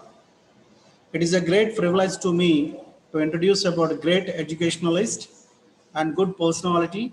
Today's speaker, Professor B. Ramesh Babu Garu, Dean, Research, Regional Institute of Education, RIE and NCRT Bhopal. So Professor B. Ramesh Babu Garu was born in Warangal, Telangana. He completed his school education in Warangal. He got much more educational qualifications. Professor B. Ramesh Babu Garu obtained graduation, BA and post-graduation MA from Kakatiya University, and he obtained another PG, MA in area of human rights in education in Central University of Hyderabad. and he got PhD in area of Gandhian philosophy and Evangelich Deschooling Society. Professor B. Ramesh Babu Garu, a man of simple living and high thinking. He is a good orator and humble personality. As a professional experience, Professor B. Ramesh Babu Garu started his career as assistant professor in Kakatiya University for a decade. Later, he joined in NCERT in 2002 as associate professor. He has 25 years much more experience in teaching and educational research. Presently, he is working as a professor, Dean Research, Regional Institute of Education, NCERT, Bhopal. He is a great author. He wrote many famous books regarding education and 15 articles published in international journals. He translated Pedagogy of Oppression written by Paulo Freire, and as a convener, Professor B. Ramesh Babu Garu has been organized many regional and national seminars regarding education. He attended 10 national seminars as expert resource person. He conducted many research projects of NCERT, MHRD, and UNESCO. His research experience is giving research guidance to the so many scholars for PhD. Under his guidance, 6 PhDs awarded. He worked as a member of multiple curriculum development committees. He organized so many in-service teacher educational programs. He guided many teacher organizations regarding development of curriculum constructions. He contributed in his writings or ideas for shaping of NCF 2015.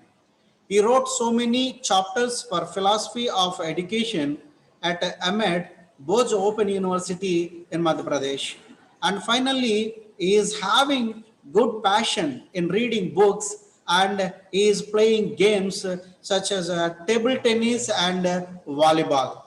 So this is the brief introduction of today's speaker, Professor B. Ramesh Babu Garu, Regional Institute of Education, NCERT, Bhopal. Thank you for giving this opportunity for organizers.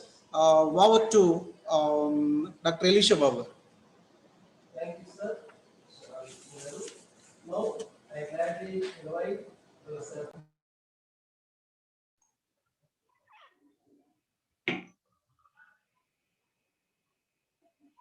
So, am I audible? Now, I gladly invite Professor B. Ramesh Babu, Department of Education, Regional Institute of Education, NCERT, Bhopal, for his valuable speech. Please, sir. So, Dr. Elisha Babu and other dignitaries present over there. At the outset, let me thank the organizers of Adikavi Nannaya Vishwavidyalayam for giving me opportunity to share my understanding about educational technology in the possible time limit that has given to me. So I also thank technology which made this possible to interact with you. I think somebody Elisha Babu, somebody is intersecting. Yeah. So I was asked to speak at least 20 minutes on the theme of the day is digital technology, concerns and consequences, or consequences or concerns. And let me congratulate everybody who is listening this webinar on the occasion of National Education Day. Today happens to be a National Education Day, the birth anniversary of Azad. So let me directly come into my understanding about the technology. Now technology has become all pervasive. and technology has become omnipresent. If I define technology in a spiritual sense, very interestingly, the description in understanding the Atma in Indian civilization, the Atma or Paramatma is always defined in terms of omnipresent, omnipotent, and all pervasive. I don't know whether Atma and Paramatma are omnipresent or omnipotent. In 21st century, the technology appears to be. I don't know whether it is omnipresent, but appears to be omnipresent and hailed as a omnipotent and considered as a great opportunity provider to everybody. And that is why one of the educationists very aptly said that now we are entering and adopting a technology which is considered as a disruptive technology. It disrupts the way we are living. It disrupts the activities, the way we are conducting activities. And it disrupts the way we have relations with each other. And therefore, this disruptive technology primarily due to innovative technology. So in order to understand what exactly this technology is going to do in the field of education, our concern is only field of education. I think it is imperative to understand what tool or machine or technology does in human civilization. And very interestingly, being a teachers or would-be teachers or students of social science, every one of us know that the human history is classified on the basis of the tools used by the human beings. We call the first stage of human society as a old stone age, then new stone age. We call copper age or bronze age, iron age. And why do we refer to history in the name of these metals? We refer to history and we categorize the history in the name of the metal used by the human beings for their living as tools. And therefore, the fundamental fact we have to recognize is that the entire human history is classified on the basis of the tools used by the human beings for their living. So, old Stone Age, the stone was the first tool used by the primitive human when societies were at hunter-gatherer, hunting societies or food-gathering societies. As the time progressed, humans started sharpened the tools and they produced many tools out of metals in order to make their living better. And this enters into the tool gradually in 14th and 15th century because of scientific discoveries. We started inventing machines, and machine is nothing but a evolved tool, and machine transform the human activities. And then in 20th and 21st century, the machine is evolved into very advanced and sophisticated technology. And the fundamental fact of either tool or machine or technology is very simple. Tool alters our activities.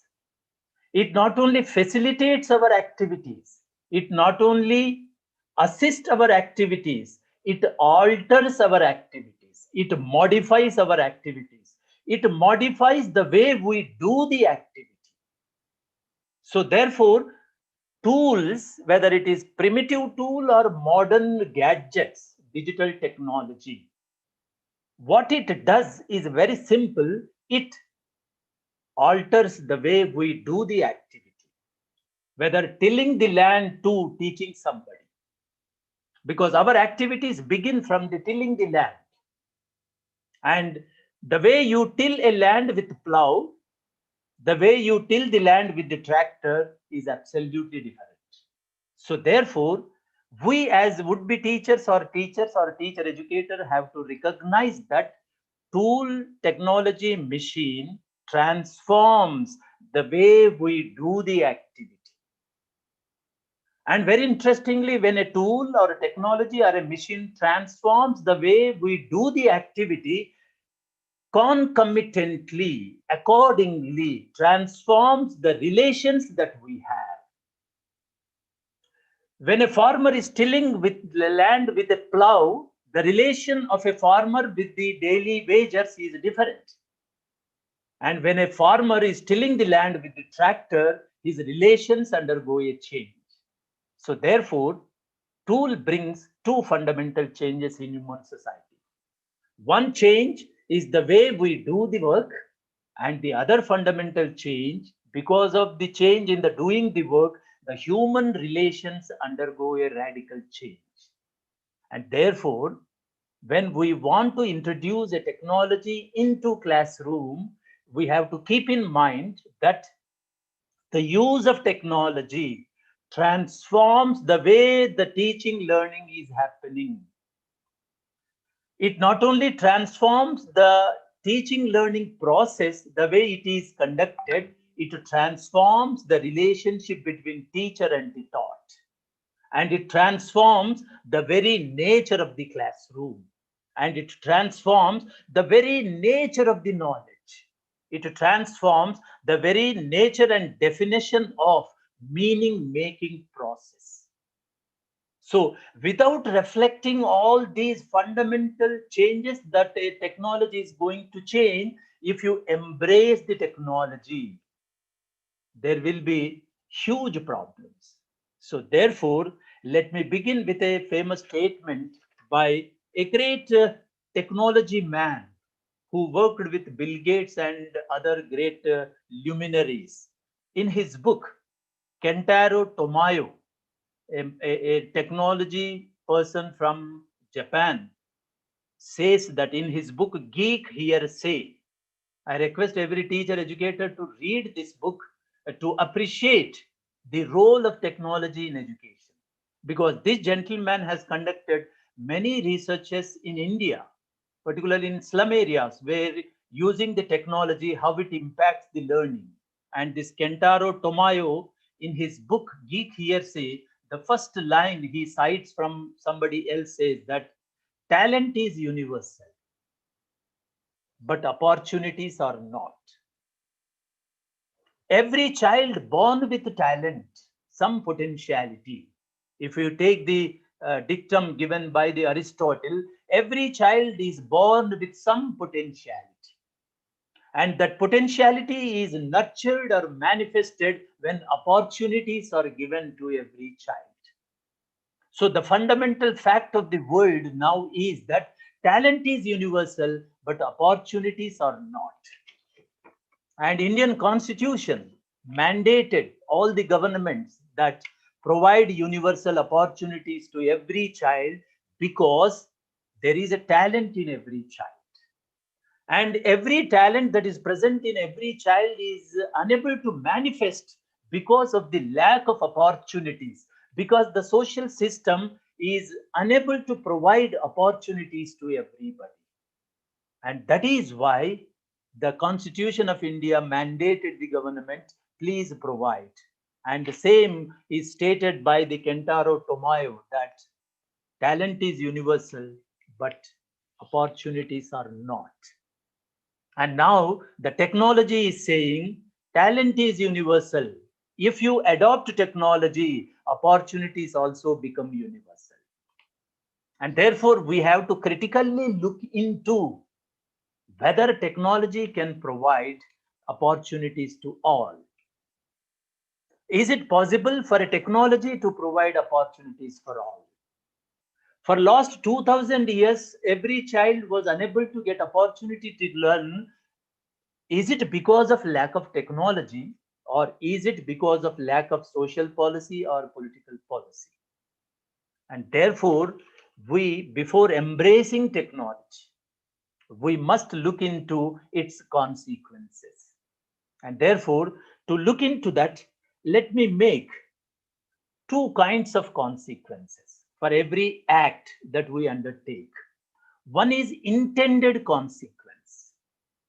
The other one is unintended consequence.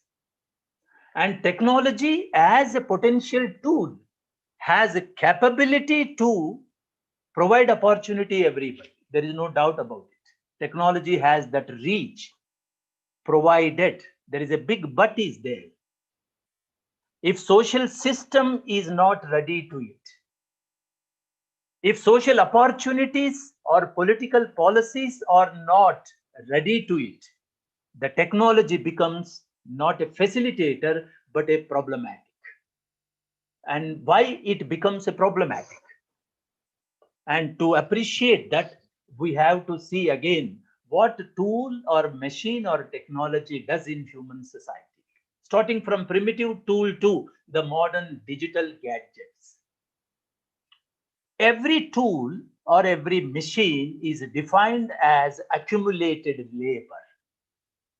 Human is human because humans do the labor, they do the work, different kinds of work in modern world. And technology assists me in doing my work more efficiently, more effectively. And that is why tool or machine is defined as accumulated labor.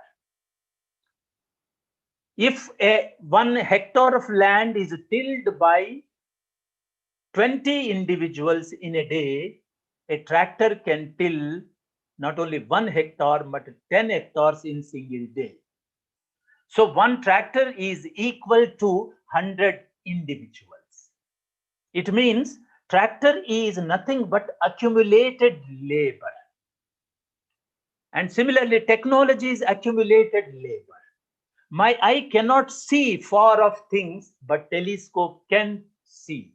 And what is telescope is doing me? It is facilitating me to see the far off things, because a telescope is nothing but accumulated, expanded eye.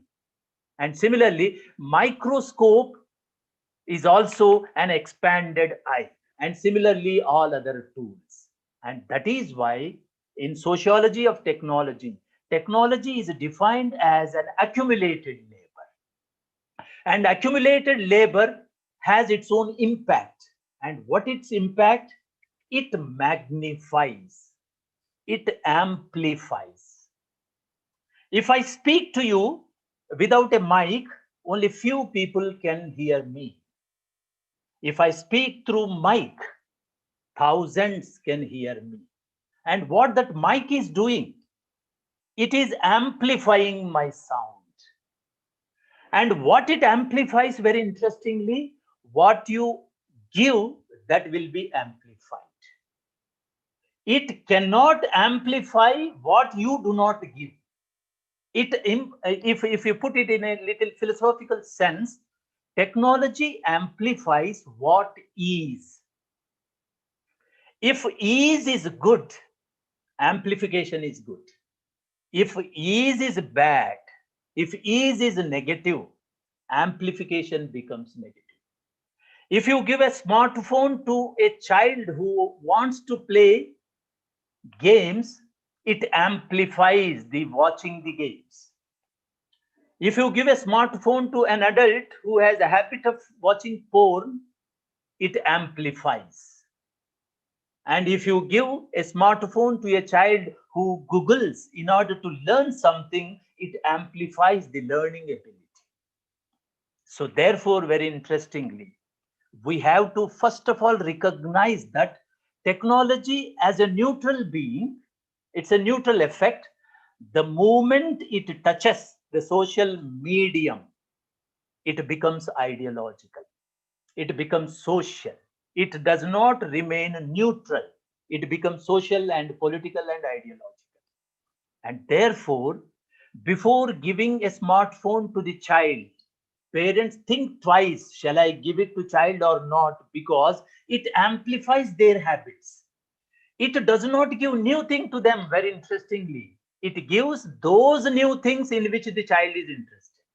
It amplifies that. And that is why the artificial technology that is there, it supplies what a child wants to see on their smartphone automatically, because it read the mind of the child and it keeps on sending the information, this video is there, this video is there, you can watch it, you can watch it. So as a teacher educators, we must recognize that technology is not neutral. Technology has a social and ideological leanings. Tool in itself do not lean, but the user will lean it. If a AK-47 is in the hands of a military man, it protects the border. If a AK-47, a tool, if it is in the hands of a terrorist, it occupies the country. So tool, very interestingly, in itself is not ideological. It is neutral. But when it becomes in the hands of a society, it becomes ideological. And it applies to education also. Therefore, the first point I wish to submit is that technology amplifies what is. And therefore, before introducing technology in school, we must understand what school system in India is. And if I describe with one sentence, though it is reductionistic, but if I describe the whole system of education in India, Indian school system is highly unequal school system. Everybody knows this fact. Inequality is all pervasive in Indian school system. And one of the educationists called it as Indian school system is a multi-layered school system. And this is ease. This is Indian school system in present 21st century. When you introduce technology in an unequal school system, what it does? If I apply the principle, it amplifies the inequalities. Why it amplifies the inequalities? Because technology has one possible role that it amplifies what is. That's all. If ease is equal, it amplifies the equality. If ease is unequal, it amplifies the inequalities. So, can we think where a digital divide is so rampant in India? And in fact, the news informing us that in last 7 months, due to lack of smartphone or laptop in the home, so far 6 to 7 students have been committed suicide because they are not getting opportunity to learn through the online education.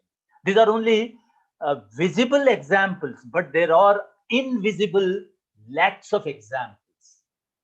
Because of technological online education, the opportunity to learn is amplified wherever the opportunity is there. And wherever there is no opportunity to learn through online, the unlearning is amplified. So can we reflect on this? How to address this consequence, unintended consequence? Technology intends to give education to all, but social structure, social system, educational system, since it is highly unequal, it does not allow the technology to have uniform consequence. Consequences will be multi-layered. So therefore, this is one of the important dimensions we have to keep in mind. And second aspect which I want to put for discussion in your institutions is that technology in material activity and technology in cognitive activity. Being a teacher educators, we have to recognize that teaching learning is not a material activity. It is a cognitive activity. It is a non-material activity. It is a mental activity. The better term would be cognitive process. As a teacher, I am not involved in the production of material. As a teacher, I am involved in the process of knowledge construction. That is a cognitive act, the cognitive process. And when you are using technology in material production, very interestingly, it facilitates the person who is using to magnify the production, simplify the productive process. Suppose a tailor using a well-developed machine, the process of stitching a shirt becomes very easier. If a agricultural farmer is using tractor in tilling the land, the process of tilling the land becomes very smoother, very simplified, and it facilitates, it helps the farmer. And when a carpenter is using a advanced technology in making a chair, the process becomes very easier and very efficient and very effective, because in material production, the person who is using the tool will control the process. Because as a carpenter, I am working on wood. Wood has no consciousness. But when you apply this technology to education, as a teacher, I am not acting on somebody. I am interacting with the child. And child is not wood. Child is not a cloth. Child is not a land. Child is a conscious being. And when you are using technology in conscious process, what I intend as a teacher to teach something may not be learnt by the child. And that is why, very interestingly, the classroom is governed by a principle called principle of uncertainty. There is no certainty. When a carpenter is making a chair, carpenter certainly knows that what I am going to do, and he does it. But when a teacher is going to teach, there is an uncertainty, whatever that I teach, whether it be learned by the child or not. There is no equivalence. There is a gap. And therefore, when you use the technology in the area of teaching and learning, the uncertainty is amplified. The uncertainty is magnified. And therefore, at two levels, we have to think before using the technology in the classroom. One, at the level of affordability, whether society or school system is ready to provide the necessary gadgets to every child, the necessary physical opportunities to every child, the physical accessibility, affordability consists of having a laptop, having uninterrupted power connection, and having uninterrupted internet connection. At least these three things comes under physical accessibility of the technology to every child.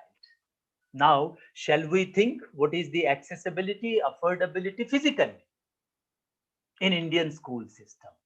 What the reality shows, and reality shows there is absolute digital divide in Indian school system.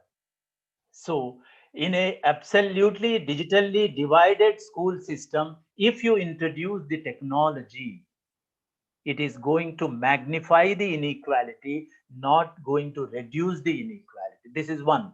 We may reflect on this. Then, the second important aspect is that it is not physical accessibility that matters much for us. That is a necessary condition, but not sufficient condition. In education, the sufficient condition is whether physical accessibility automatically leads to cognitive accessibility. Now we say knowledge, information is click distance. If you make a click, information is on. Information in a physical form is accessible, but information in a cognitive form, is it accessible?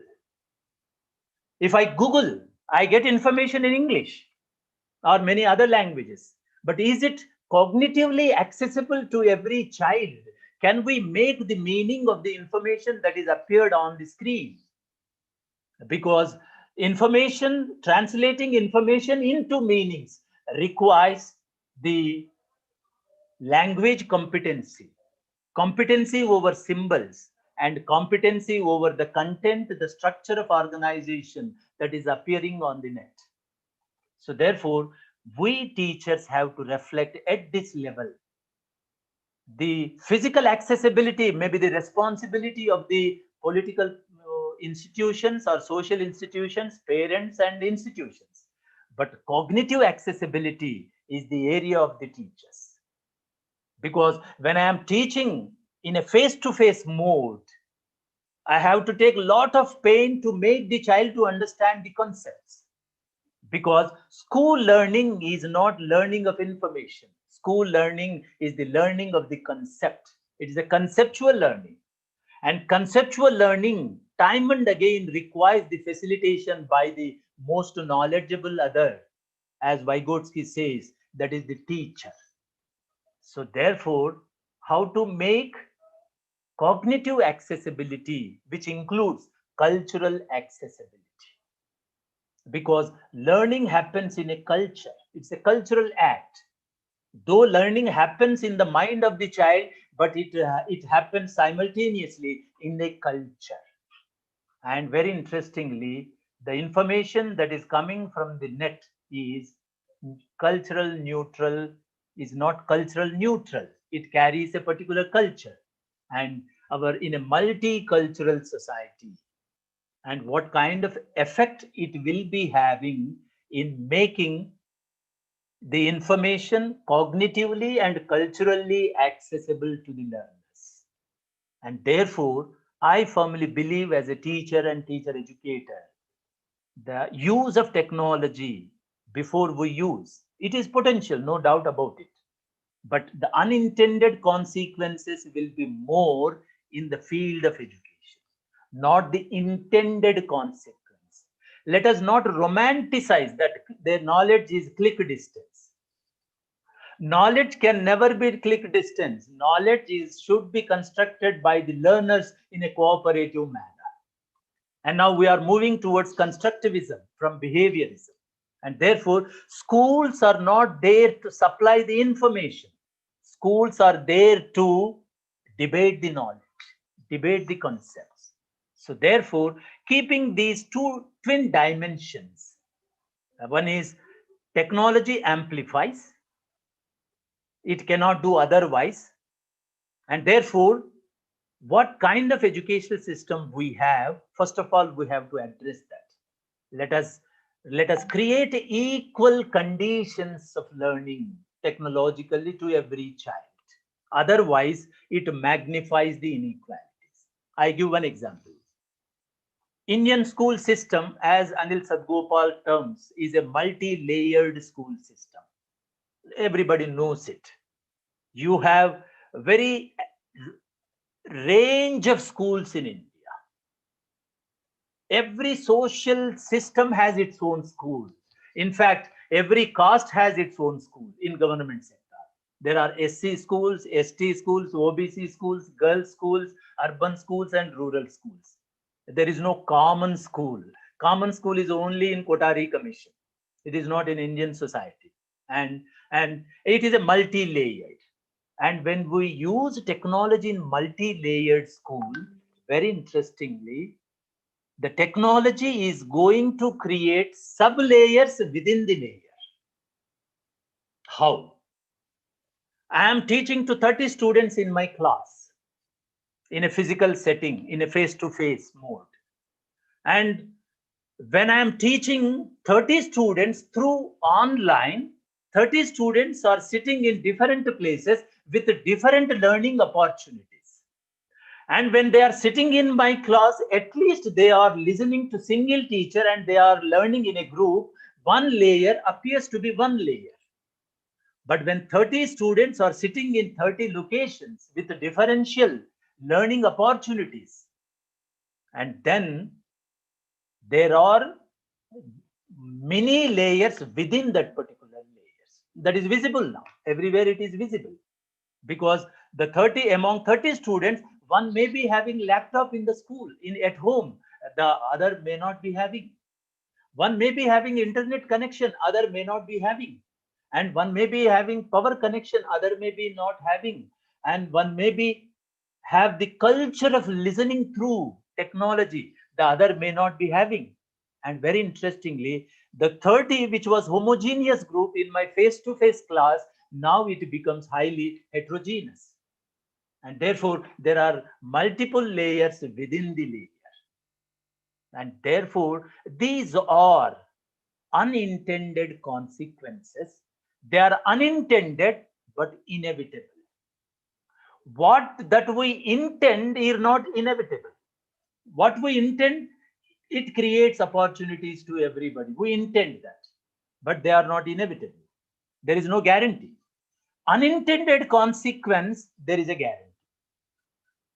Because the Tomayo, Kentaro Tomayo, on the basis of research evidence, he said, technology simply amplifies what is.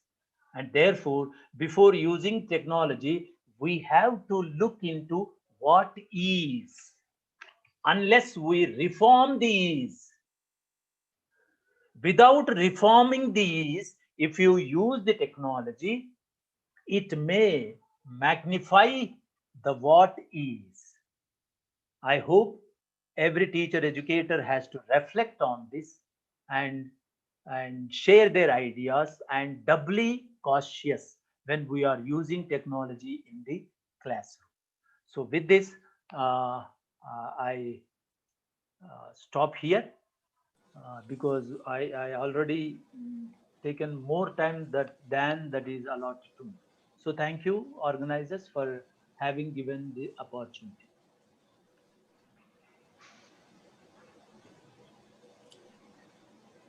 If any questions, if you want to stay back, I am ready to stay back 10 to 15 minutes. If that.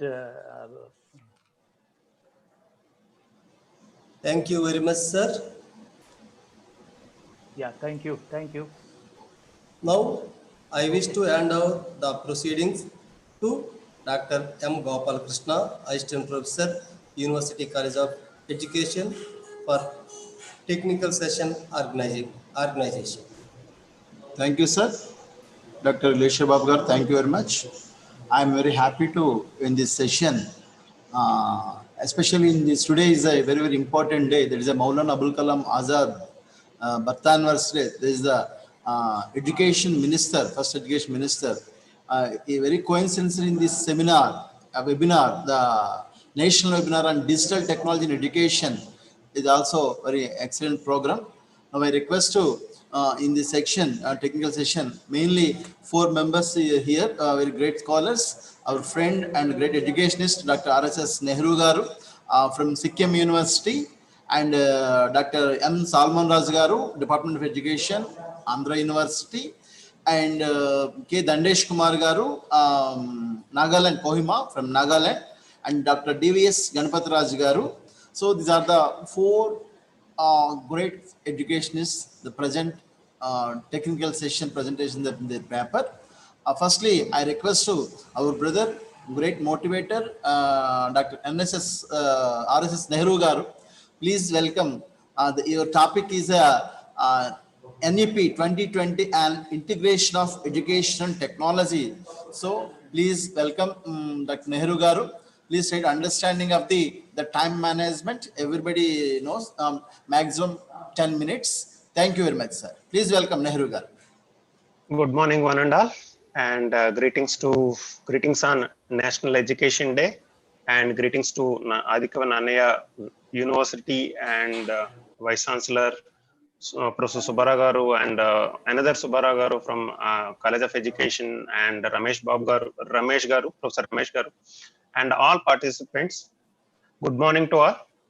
So one way or another, it's very easy for me. The 3 important scholars there share their views and share their ideas. What are their ideas? I'm almost try to carry related to new education policy.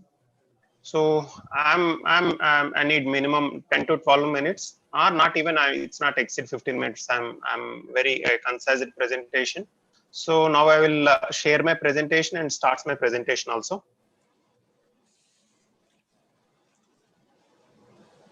And first of all, being a part of this webinar, national webinar. So I will thanks to the organizers, all organizers from top to bottom, and even other presenters also. So I will start with my presentation. So this is the digital technology in education, concerns and consequences. So I am relating with the new education policy. Few months back, we are introduced, the government of India accepted and ready to implement. Not ready to, it's already start implementing in Indian scenario. So based on that, I will try to share my ideas and related to technology integration. So I'm using, so maybe all the participants, previous participants, my predecessors, they're focusing on integration and quality. So when we are integrate, that is a quality of teaching or learning. So now I am linking with these two, with my experience and my ideas I want to share now. So this is a new education policy from 2020. We are already adapted. We are already, everybody knows. So this is my lecture on NEP 2020 and integration of education and technology from NEP only. So in NEP, sorry, yes, in NEP part 3, other key areas of focuses, that is part 3, 23 and 24, completely related to technology use and integration. Technology use and integration. And 24 is online and digital education, ensuring equitable use of technology. These two issues already they are give more in these two areas. Around the page numbers are also 57, 58. Maybe you are seeing. And what is the where we are using these technologies are from this new education policy, where we are using the trusted technical invitees, where we are using. So based on that, the new education policy is prepared, because almost 15 international renowned educationalists, they are preparing this draft. Hello, are you hearing me? Hello. Sir. Hello. Yes, sir. Yes, sir. Yes, sir. Some dispenses. Yes. Sir, Technology. Yes. Technology use of technology use of education in different ways. That is, everybody knows teaching, learning, and evolution process. Generally, we are using in our at present days, and supporting teacher preparation for professional development, enhancing educational access, and streamlining educational management and administration, removing language barriers. This is already our speakers already discussed. And access Divyang, that is disabled students, also they are inclusive in nature, inclusive education policy in nature. This is also there. This time they are take care of all the areas. Not only this, it's everything, even technology also they are take care of. So I will share my ideas in coming presentation. So in part 3, 23, the point number 23, technology use and integration. So I will, yes. So why this technology integration nowadays, especially in Indian scenario? And India is a global leader in ICT and other cutting edge domains. Other cutting edge domains means especially in mobile technologies, internet technologies, and even robotics, space science, whatnot. Many related to information communication technologies. We are the leader, one way or another, in software development, not in hardware, but in software development, such as a space. I'm already discussed. Digital India campaigning is helping to transform the entire nation into a digital empowered society and knowledge economy. So in 2015, the government of India introduced a policy is called Digital India campaign. For everything is online. Even after that, we are using online transactions, online education, whatnot. Many policy making decisions, and even that is implemented till today, and it's a continue also. So this is one of the basis for this technology integration. Educational technology will play an important role in improvement of educational process and outcomes. After that, even UGC and NCRT and even NCTE, even many institutions or many constitutional bodies, they are give priority to education technology, especially to the education sector. Relationship between technology and education at all levels bi-directional. Already sir is Ramesh sir is already asking, it's a two ways, even in the same manner. Relationship between technology and education at all levels in a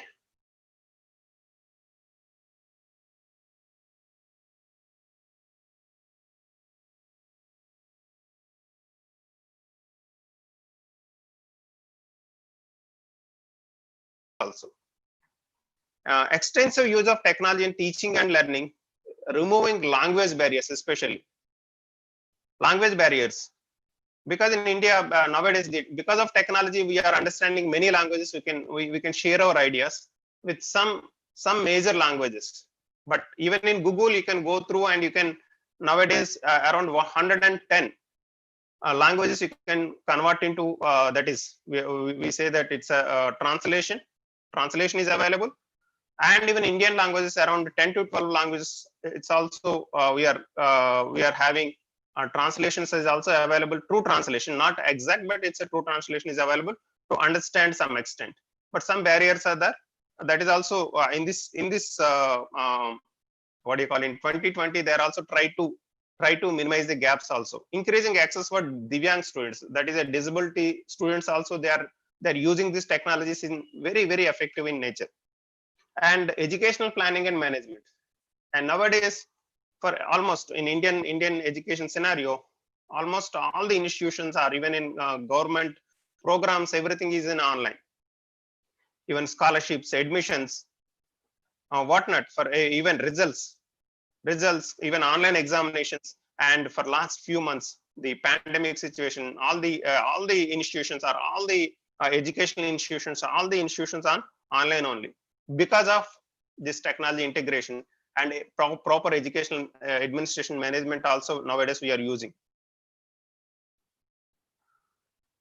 And I want to show you this in a pictographic manner in this part 323, technology use and integration. This is given in this. I'm not my own words. This I'm taken. The true words are taken from the Right to Education Act 2020, not Right to New Education Policy 2020. That is teaching, learning, and evaluation process. The first one, and supporting teacher preparation and professional development, enhancing educational access. So this is already Ramesh sir is give a very elaborate discussion and give his sharing his ideas also. So this is also there, take care of it. But I don't know how the implementation is. But in this national document, they are take care of it. And streamlining educational management and administration. This is also. So removing language barriers. For removing language barriers, the new education policy give a suggestion that all Indian languages available on online, to vice versa. It's a translation and even script and whatnot for free of cost. But I don't know, maybe in future course you will see, and access to Divyang students. So for everyone, they can use this all the facilities. And in this another technology use and integration in this the same point, trust of technological interventions. What are the new technologies are take interventions in the education system? The first of all, disruptive technology is artificial intelligence. We are called as AI, or nothing but it's robotics also. And 3D and 7D virtual reality has been emerged. And not only that, Internet of Things, virtual reality, augmented reality, many disruptive technologies nowadays it's available. All are included in this intervention technologies for education, also for learning, for improving the teaching and learning in course of time. And extensive research is needed in technologies involving artificial intelligence, machine learning, blockchains, smart boards, whatnot. Many things they are giving in this, even hardware and software, preparing hardware and software, and especially computer testing, even online and offline, And before the third one is, before scaling up interventions, the use and integration of technology to improve multiple aspects of education should be rigorously and transparently evaluated and relevant. Means the relevant technologies we can adapt it into our education system. Not like anything is available, we are simply adapt and we are not tested. So first of all, we are tested and then we can adapt into the any system. So this is given by the NEP 2020, the technology of trust of technology interventions.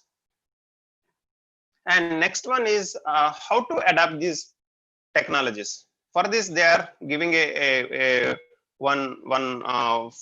framing also. So in one side, all the technologies are there: disruptive technologies, emerging and disruptive technologies, artificial intelligence, robotics, 3D and 7D, that is VR and AR, virtual reality and augmented reality, simulations, and even upcoming. Maybe in future, many new technologies will come. So that is categorized emerging technologies. Whatever it's the new technologies will come. So that will take care by the National Education Technology Forum. Then it will send it to Ministry of Education. That is, now we are called as Ministry of Education. It's previously it's MHRD. And the government of India has already taken a one policy decision is National Research Foundation. The National Research Foundation will finally take care of all these proposals, and they will give the approval to introduce or adapt into the any education system. So this is adoption of emerging technologies. So this is not like a simple way. So as per my knowledge, there is no negative applications or unwanted applications will come up, and this is a good proper dimension for even learning, teaching and learning, and even research also. And after that, it's an extension also. Extension means it's useful for the entire society, means entire country and even global level also. And next one, in this another one is technology use and integration. How to integrate these technologies? How to integrate these technologies? It's a we are already discussed National Education Forum. This will take care of all these in a three-dimensional way. Advance into central and state governments. It will take care of central and state governments. And new directions of invention. The new directions of invention decided by the, not by the institutions. National Education Forum will give the directions, and based on that, build intellectual and instructional devices or instructional procedures for technology integration. So this is take care by the National Educational Forum. And next one, how to use this technology into integration into education sector. So this is I will present in a pictographic form. It's a first of all, it's a professional development of the development assets. And first of all, for everything in education, it's a professional development and rich and variety of educational softwares in all major Indian languages, and it will be accessible to Divyang students. So all the languages, whatever languages anyone wants to, any language they can access. So maybe it will we will see in future. All our the policy says that it's a free of cost. Maybe that is we will see in future. And teaching, learning, e-content. So e-content making it's very difficult because it's a very skill based. We need a number of skills for making e-content. It's a very effectively, like animations, graphics, whatnot. For all these things, the e-content is very difficult to make. So all these skills are very needed for very much integrated in the making of e-content also. Next, suitable equipment for suitability, integrate e-contents into teaching and learning. Suitable equipment. Here they are using very effectively. They are using one word, that is equipment. That is the resources. At present, whatever the resources are not 100% is effectively used for the teaching and learning, because even in laptops, even tabs, whatnot, any gadgets are there. It's not even 50%. If it's not useful for the even at present in pandemic days, we are using all the in different levels of online mode, online device, even the smart devices, but it's not useful for even 50%.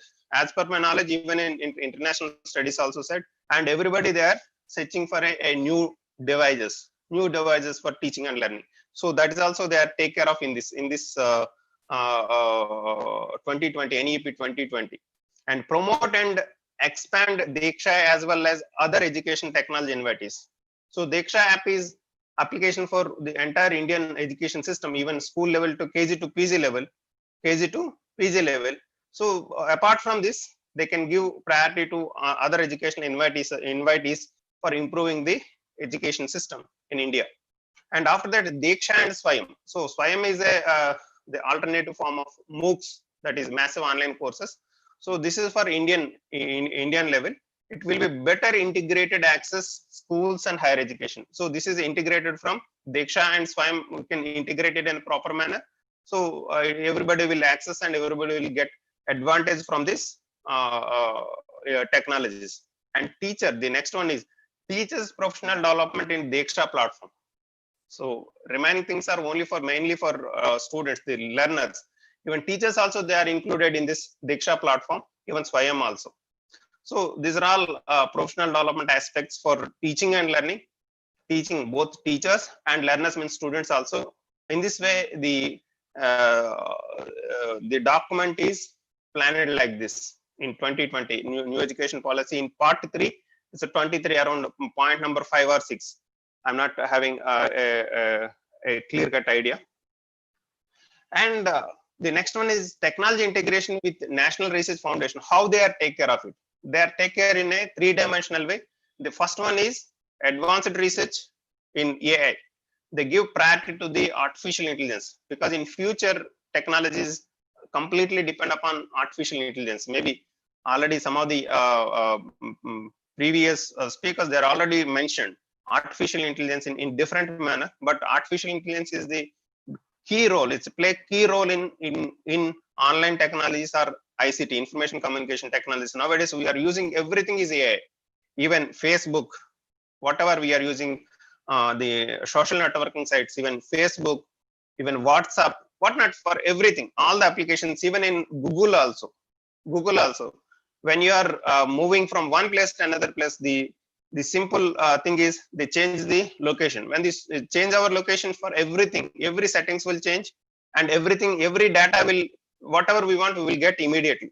So that is everything will take care of AI, not by the a common a common human being is not done everything, but this is take care by the artificial intelligence. So in this area, so the government of India is also take care of it. So advanced AI research and application based research, not like a one way or another, it's say that it's a false research. It's application where we are really apply all these technologies we can apply, unless the National Research Foundation may not be give permission for even research also. So first of all, the pilot study is done, then it will good, then it will adapt into the system. So the next one, it address global challenges. So the National Research Foundation take care of not only for India, it's take care of it's a global challenges also. Nowadays, everybody after pandemic, maybe the first speaker, the Honorable Vice Chancellor already addressed, we are gradually start our offline classes. For offline classes, UGC gave a mandatory for all the students. You can download the Arogya Setu app, because the Arogya Setu app is completely managed by the artificial intelligence only. This is used, why the Arogya Setu app means it will detect the COVID-19 contacts, not the, if anybody is there within that gadget area, it will detect and send it to even the COVID center, and it will wants to the in person and even the government officials, even in society also. So in this way, nowadays a lot of changes happen because of this NEP also. Maybe in future we can see many changes in the education sector. And next one is, now we are discuss about the higher education level. School level we are already seeing. Now the technology use and integration of higher education institutions. So how to integrate this technologies into higher education level? Play an active role in conducting research or structural variants of the instructional materials, courses including online courses, and assigning their import on specific areas. So gradually we are adapted these technologies and assigning their impact on specific areas.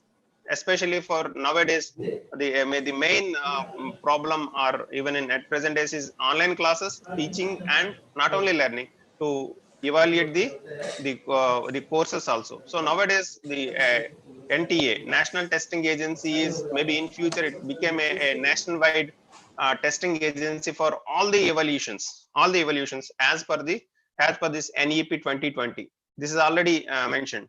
And next one, higher education will conduct targeted training for job readiness and address this skilling, de-skilling, and scale keeping in view of the disruptive technologies. We are giving more skill-based programs like even in technology students and even non-technology students.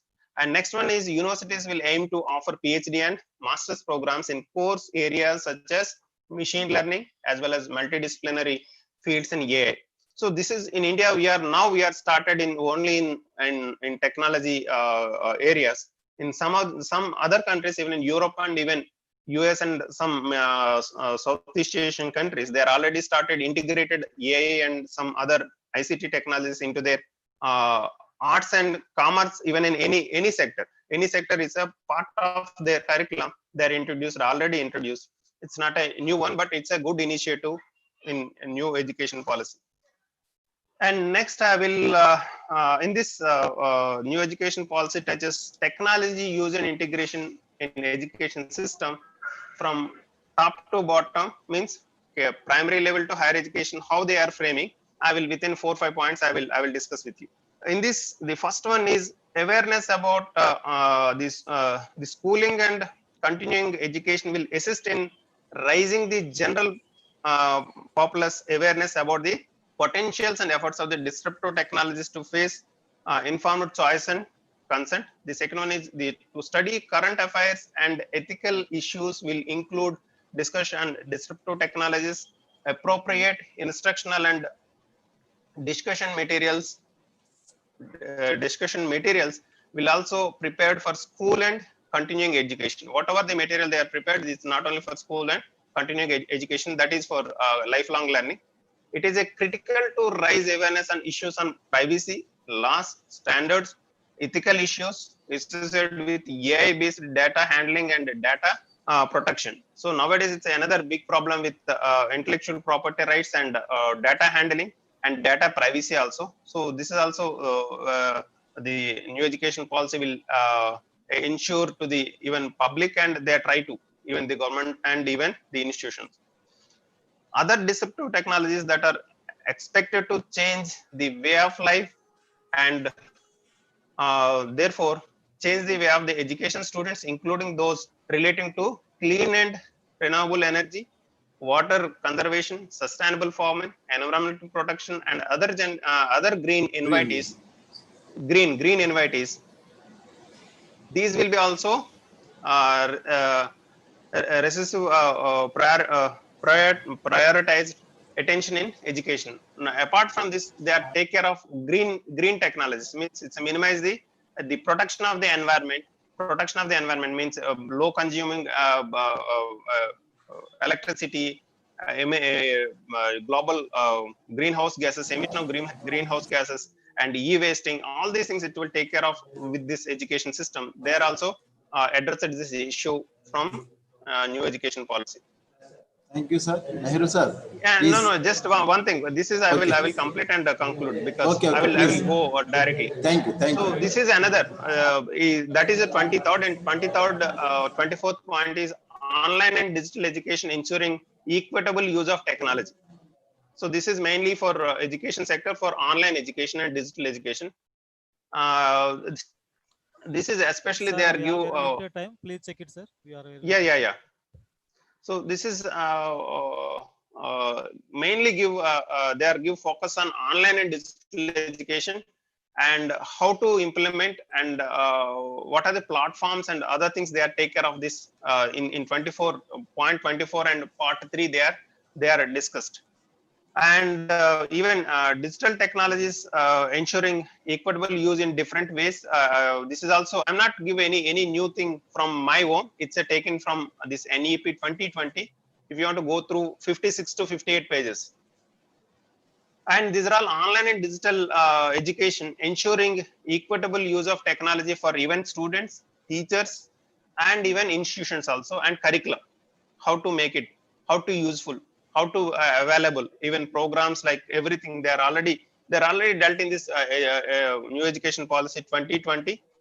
For this, I'm using some important how to use online digital education in different pilot studies, digital infrastructure, online teaching, content creation, addressing the global advice, and virtual labs, online assisted exams. I'm already discussed it, and especially for blended modes of learning. They are also give more emphasis on blended learning, and all these things. It's the education implementation. They are give bottom level approach, or from bottom to top. They are give priority one by one. If you want, you can arrange this all the 5 levels. You can arrange this in a pyramid level. You can understand very easily. So the key aspects from this and conclusions. What are the main emphasis from given by the NEP is primary education. They are give priority to coding introduction in school level. You can see this is the primary level. The government of India is now they are introduced the coding in the school level, and professional and higher education they are give technology expedite and aim of achieving 100% literacy rate. In higher education, with the higher education, the government's main objective is to achieve 100% literacy rate. And the third one is administration of education to certain of academic bank of credit. So so that is the from next year onwards, the one exam, one nation policy is already taken after this new education policy. You can write only one exam. It will the scores will be keep in the bank. After 2 to 3 years, you can use the same scores for job purpose and even academic purpose also. Adapting to AI, already we are discussed, and Digital India program is there. With the Digital India, entire Indian administration gradually convert into online. So this is the government of India's policy. These are the key aspects, and I try to conclude. And thank you very much. All these I will try to share, and I will try to touch all the areas in NEP for integration of ICT in the education sector. Thank you. Thank you. Thank you, sir. Thank you, Nehru, sir. Thank you very much. Maximum within 10 to 12 minutes, you cover is maximum NEP and your research, everything. Thank you very much, sir, from your great service and great sacrifice to today in our national webinar. Thank you, Nehru, sir. Thank you very much. Now I request thank you for giving this opportunity. Thank you. Now I request to our brother Dr. M. Salman Raj Garu, Assistant Professor, Department of Education, Andhra University, Vizag. Please welcome, sir. Please welcome to Dr. M. Salman Raj Garu.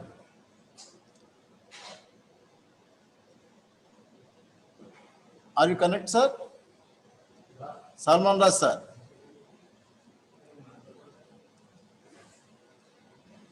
Sir, Salman Raj is any available, sir? Is there? Okay. We will write the next presenter, Dr. K. Dandesh Kumar Garu, Assistant Professor from Kohima, Nagaland State. Please welcome, sir.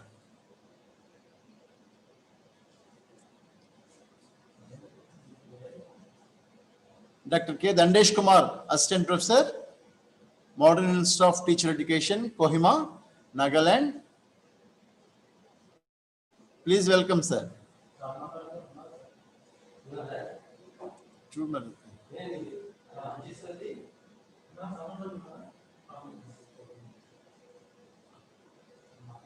Sir, Salman Raj, sir.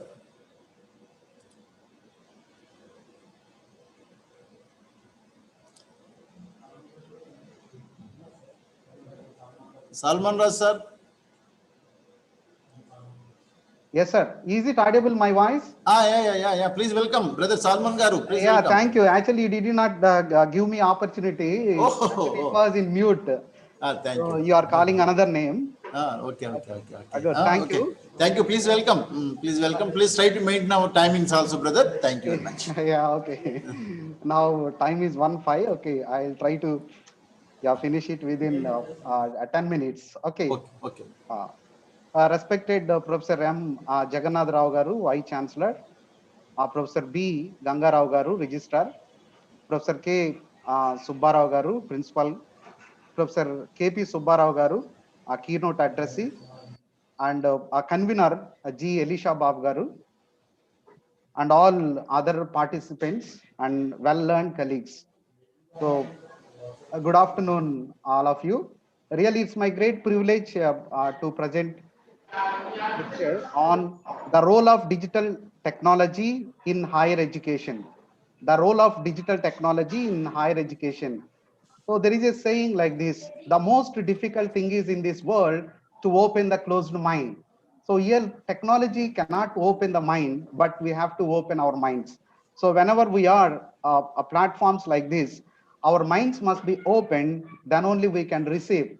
So whatever the key personalities they presented, really very interesting and enlightened. So earlier, KP Subbarao Garu and Professor Ramesh Garu, how they presented, really it is very interesting. So in my, actually, I wanted to, yes. Okay. Yeah, right. Okay, thank you. Actually, if you give me opportunity, I can do this.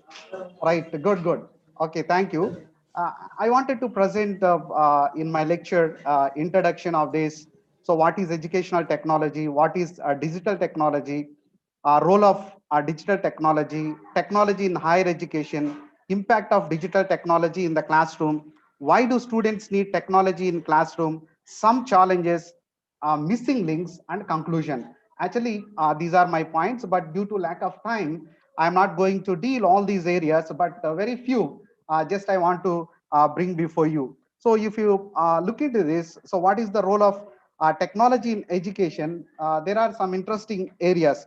So students and teachers must access, otherwise not possible to use this technology. And not only that, it should be analyzed, and teachers, they have to present information and transmit information. And not only that, and it should facilitate specially need children. If you look at the specially need students, so whatever the class it is, there are two technologies need to be understood. So they are assistive technology and adaptive technology. These two are very important, and now they have to play a permanent role in this 21st century.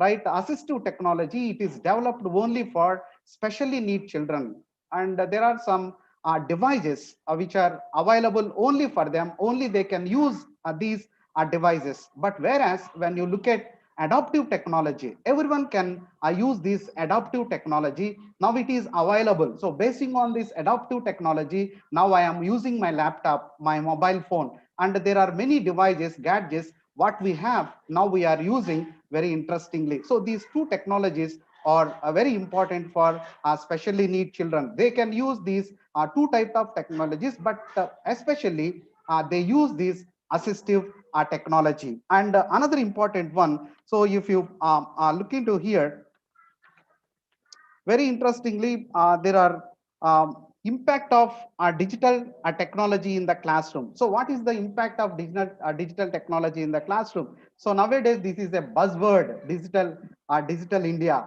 digital technology, digital life, digital platform, right? Digital theater, digital movie, so digital cam, we are using again and again. So therefore, we can say this is the buzzword nowadays. But how it is interacting involved in our education system, it's a very important how it impacted our total education system. So if we look into the some of the tools what we are using in the classroom, and 21st century demands even in higher education, school education, and college education. If you look at that, you know very well, and some of you are very familiar about these tools. So we know that on mobile phones, smart mobiles, so tablets, so video conferencing, smart boards, so augmented reality, we can call it AR, cloud cloud series, 3D printing, LCD projectors, so cloud servers, we are using all these. So nowadays in a classroom, so they impacted our teaching learning process. And not only that, whenever we get a question, so why do we implement in classroom? Why do we implement a classroom? Or so what is the need? Why do students need technology in classroom? If you think in this way, so we can understand it simplifies access to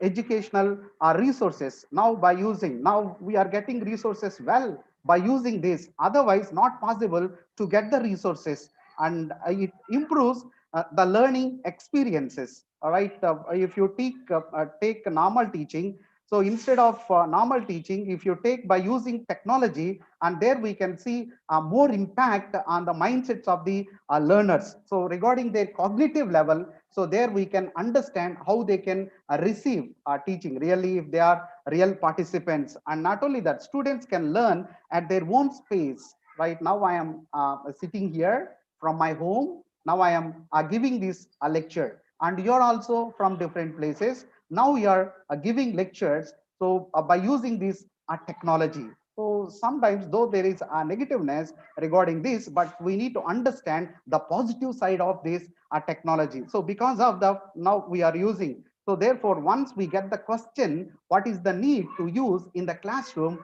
So we need to understand all this.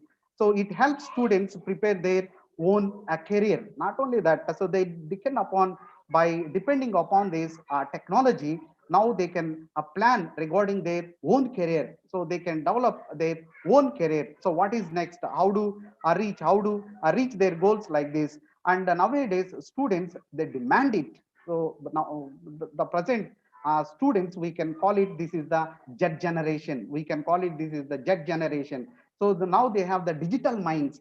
So now they are carving for this. So if you take a small children in those days, so if they weep and cry, and immediately mothers, they sing songs, right, to avoid, to bring out from that. But nowadays children, so instead of singing those songs, now if they get the mobile phones or cell phones, so immediately they stop their cry and weep.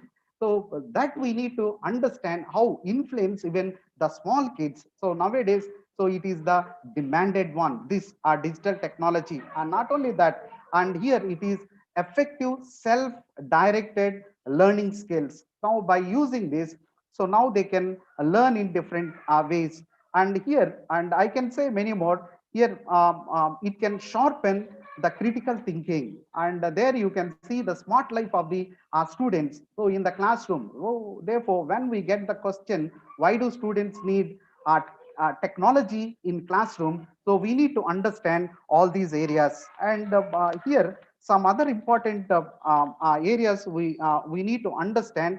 So some of the missing links we have here. So we need to understand these missing links, and some challenges also there. And rightly said Nehru Garu, and integration, and some other integrations also there. But due to lack of time, I am not going to give those challenges. But here, before going to conclude my lecture, here I want to give some missing links. So what are there? And here, first one, human touch.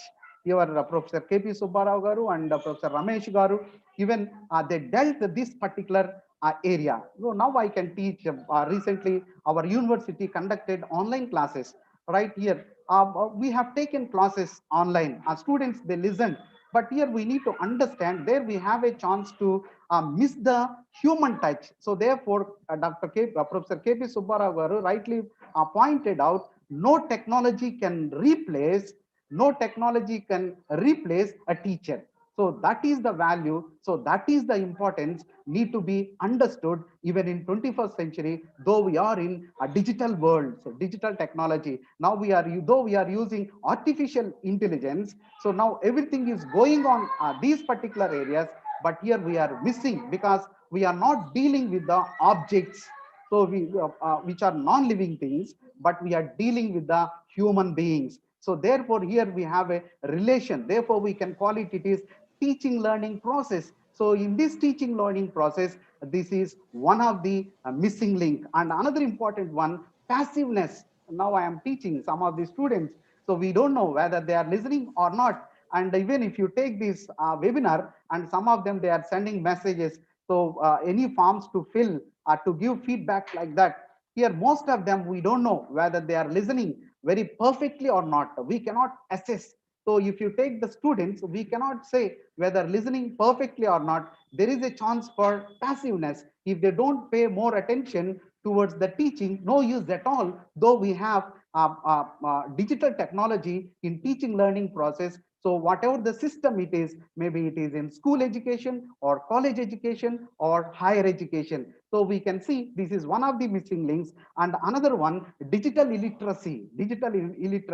So always I teach my students, if you don't update yourself, you will be outdated. If you don't update yourself, you will be outdated. So here, though we are being called as maybe assistant professors, associate professors, or professors or intellectual community, but here, if we are not updated as we are teaching faculty, it's a very tough to give our students. So here, this is also one of the missing links. So it is need to be changed. Digital illiteracy, according to our government statistics, now we are using internet and using all these mobiles.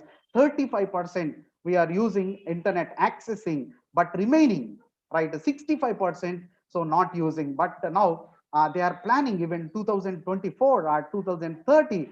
So it is to be increased. And last one here, not able to afford to buy devices. So this is also the biggest problem, because we face that challenge. So when we interacted our students, some of them not able to connect. So we asked them, what is the problem? Because they are not able to buy the mobile smartphones. They are not able to afford the smartphones. So this is the biggest problem. These are the ground realities. So instead of all this, whatever you think, no use at all sometimes. But here, whatever you think, it must be related to the classroom as well as education system. So because the growth and development of this particular our country or entire the maybe the globe will depend upon the education. So therefore, if you look into the history of human beings, right, the development of human beings, so it has been developed basing on science and technology. So these two will play a vital role, and still they are playing vital role. So in education, higher education system, there are many more changes to be taken up. Even Indian government, they introduced more than 24 resources apps they introduced. So we need to understand and we have to utilize. So when we implement all these in a systematic way, if you understand what is the real role of educational or digital technology in education at a higher education level or school level or college level, so then it is very useful. Then we will get more benefit by using this. So thank you so much, all the organizers and convener, Dr. G. Elisha Bob Garu and Gopal Krishna Garu. Thank you so much. Thank you, sir. Thank you, Salman Raj Garu. I'm very happy. It's a very nice presentation. Actually, the impact of digital technology in the present days, your explanation very excellent, sir. In your home or school, college, university, whatever it may be, the very influence of the digital technology, very exactly correct, sir. Your presentation is very excellent, sir. Thank you very much. You're a great session, sir. Now I request to our brother Dr. DVS Ganapathiraju Garu from Andhra University, Visakhapatnam. Dr. DVS Ganapathiraju Garu. Dr. DVS Ganapathiraju Garu. Yes, Ganapathiraju Garu, you are available, sir, please. Ganapathiraju sir. So, Ganapathiraju sir is a paper presentation. This topic artificial intelligence and its role in education. Artificial intelligence and its role in education. Today, technical section. In this DVS Raju Garu, Ganapathiraju Garu is the last paper presenter. Please welcome, sir, Ganapathiraju Garu. Okay, sir. Thank you. Am I audible? Audible, sir. Please welcome. Okay, thank you. Thank you, sir. So, Honorable Vice Chancellor, respected Registrar, respected principal and convener of the organizer Elisha Babu, Dr. Dora, and other supporting team. Thanks for giving me this opportunity. I like to present this my topic in the form of PPT. I request Dr. Dora to display the PPT. Sir, can you hear me? Organizers, please. Sir, please, welcome, sir. Audible, Okay. sir. Please go ahead, sir. Thank Okay, you. I request Dr. Dora to display my PPT. Dora, sir, you are available?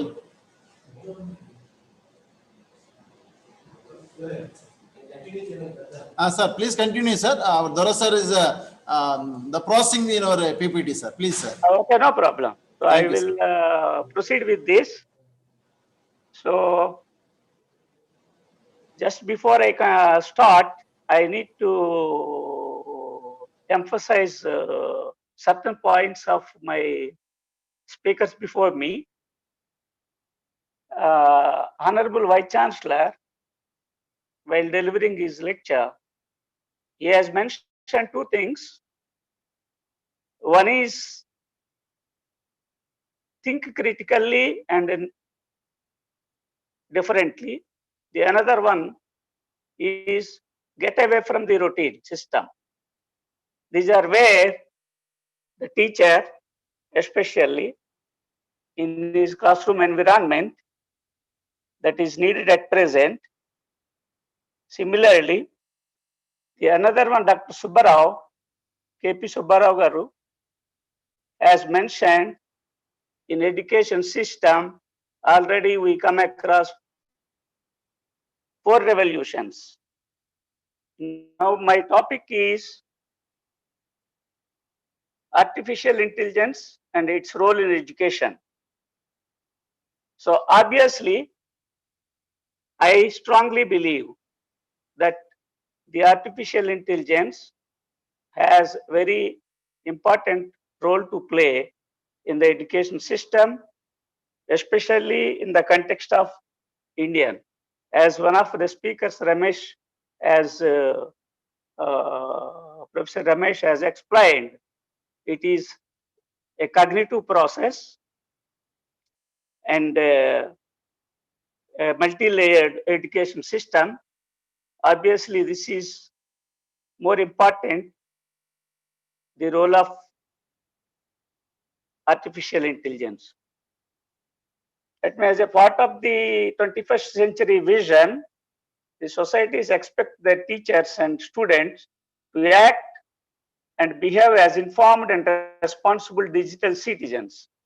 Today we are, the sounding buzzwords are artificial intelligence, augmented reality and virtual reality. Now I am confined myself due to time constraint to the AI. What is AI? AI is a simulation of human intelligence in machines that are addressed to think like human beings and mimic their actions. It is a computer system that enables to process and simulate and act like human brain in communicating the actions and mimicking the pattern of human brain. Traditionally, this intelligence is explicitly programmed by a set of if-else rules. Every possible combination is designed with the rule-based system, so the system can choose between predefined rules. It is better to know some of the artificial intelligence concepts.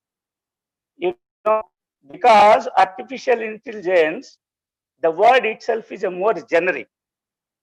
Technically, the ample term in terms of artificial intelligence in relation to the education is deep learning. There are 3 concepts actually which are integral part of the artificial intelligence. One is machine learning, another one is deep learning, third one is neural networks. The another one associated term is the big data. The big data is mostly available from various resources, from various fields. Now in every field of all the throughout the world.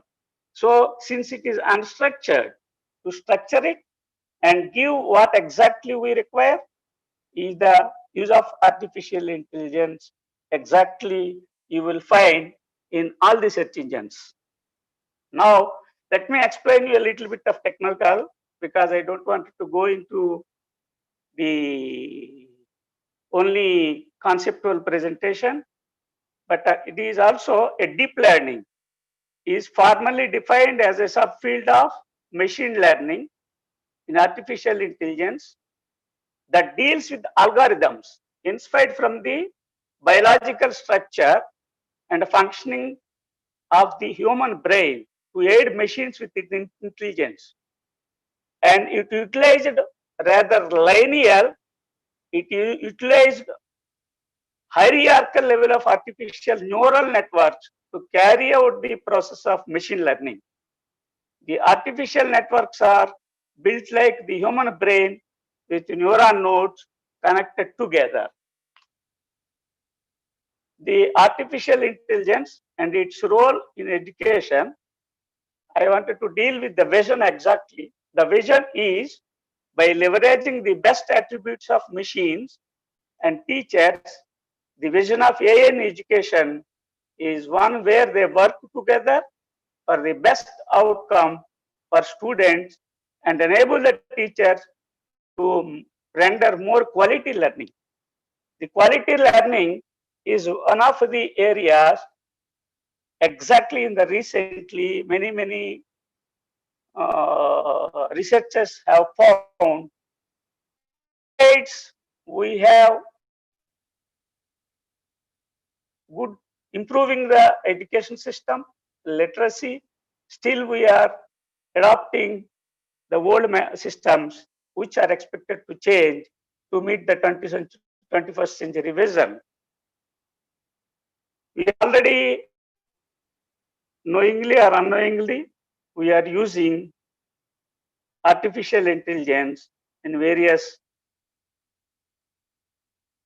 areas: communication, travel, social, networking, online shopping, and education. Teachers and students have a wide range of tools such as Google Chat, Siri, Amazon Alexa, Mica, Cram 101, ITS, and NetExt Learning. These are all tools available in artificial intelligence in the education sector. The word deep learning, I am using the word deep learning synonymously for AI, which is more appropriate technically.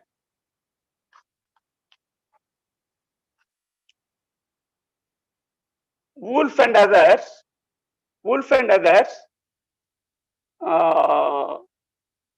proposed the following in educating by using AI. One, mentors for every learner, because it is very difficult in a classroom environment for a teacher to explain every single individual and find out whether the learner, the student, has really understand it and capture it. The second one, learning 21st century skills.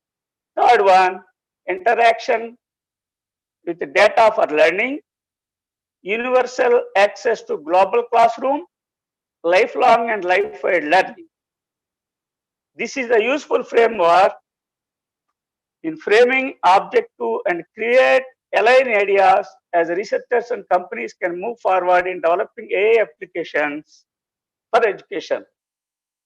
Deep learning as a subfield of AI will play a huge role in transforming traditional learning and education.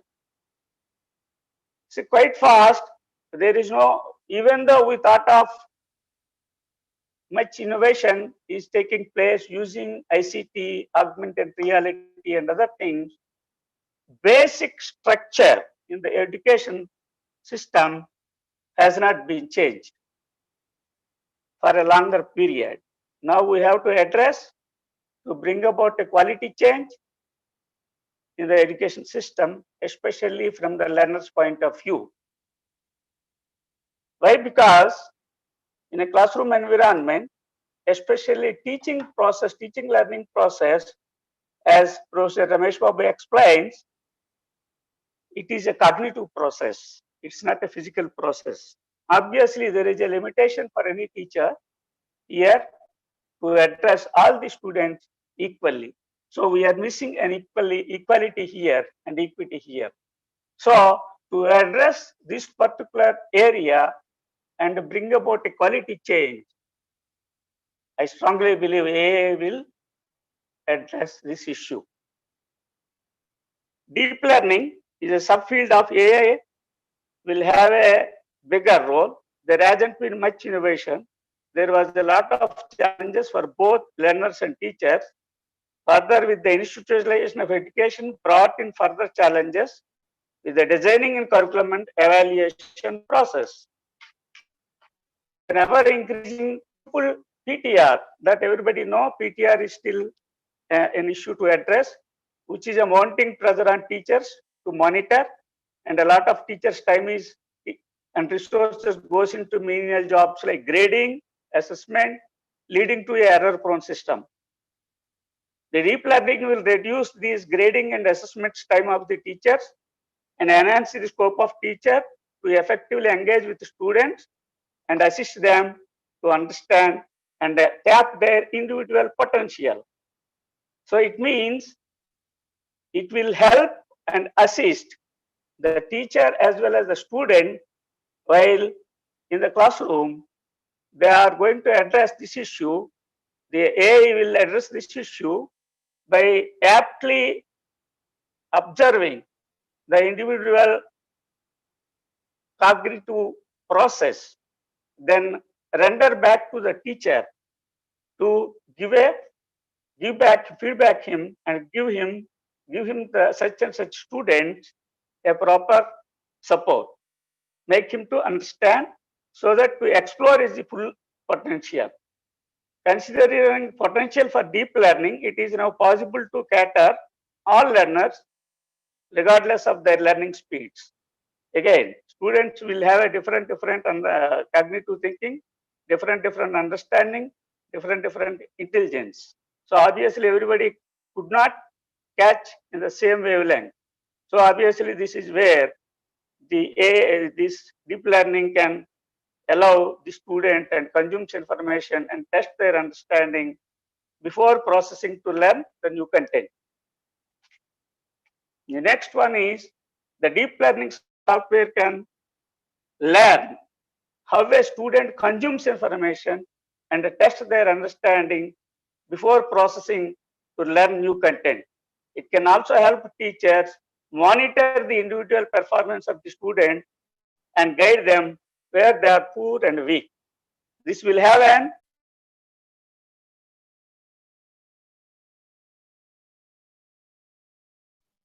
This program can also assist teachers to review the content taught to the student. The fourth one, they effectively changes the focus on individual learning and help adhere to students' needs better. With the recent boom of education technology companies, platforms like Buddy.ai and Nestar are becoming the pioneers to assist students and teachers alike. Another one of the deep learning could be on grading and reward systems. Traditional grading systems uses a basic mechanism and as mentioned, focuses on information retention. We are using already in the retention management. Deep learning now used to create a robust grading system which focuses on various skills of the student besides its performance in fixed test. This system can be applied to create a better reward system for the student by encouraging everyone to participate with enthusiasm. The deep learning and AI can be trained to create a unique curriculum and learning path for each student. This would completely change how students are taught right now. The future of the education with AI and technologies like deep learning will be great boon to prepare our generation to be more intelligent and innovative. I am going to conclude now with a few explanation. AI at the outset, computer revolution brought about major changes in the society. The advent of AI now more or less equating human brain, the ever-increasing big data. Big data, as I told you, there is a lot of data in all fields, all areas worldwide is completely coming now, and which is unstructured and going to be structured by using AI. In every field, it is impossible for the human brain to capture and structure it and then produce the required result. This is made possible through algorithms that are written AI.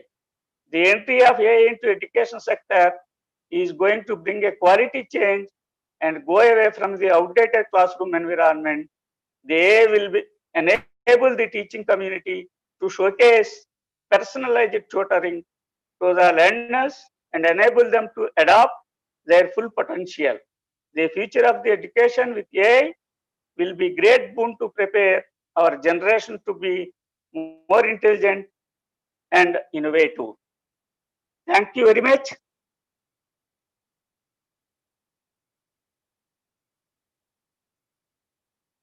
I am once again thankful to the organizers, convener Mr. Elisha Babu. Hello? Thank you, sir. Sir, am I audible?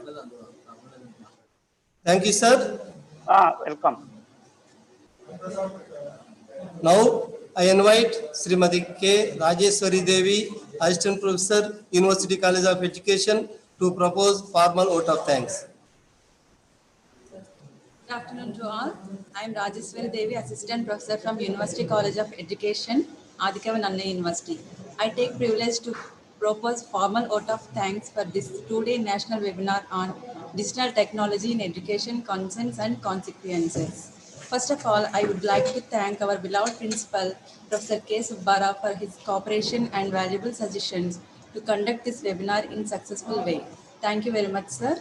Now I thank our esteemed Vice Chancellor and Chief Guest of today's webinar, Professor M. Jagannath Rao, for his guidance, cooperation, motivation, encouragement and implementation of technology in our university.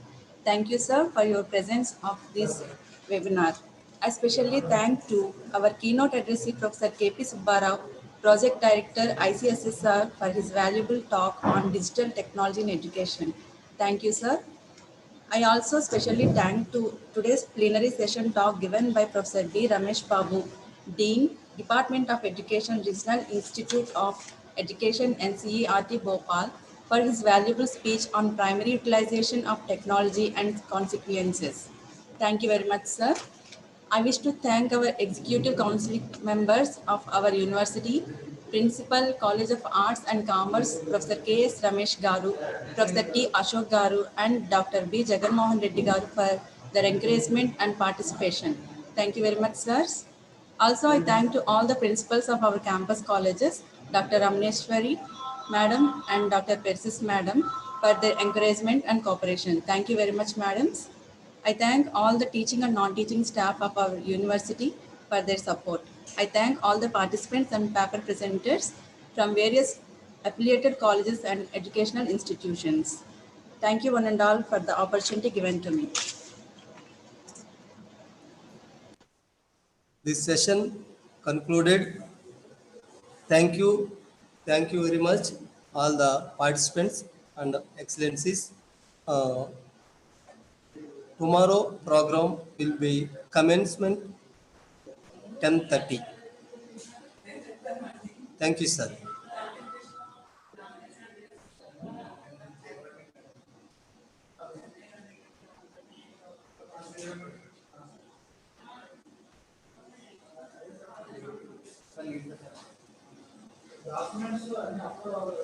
Any more doubts?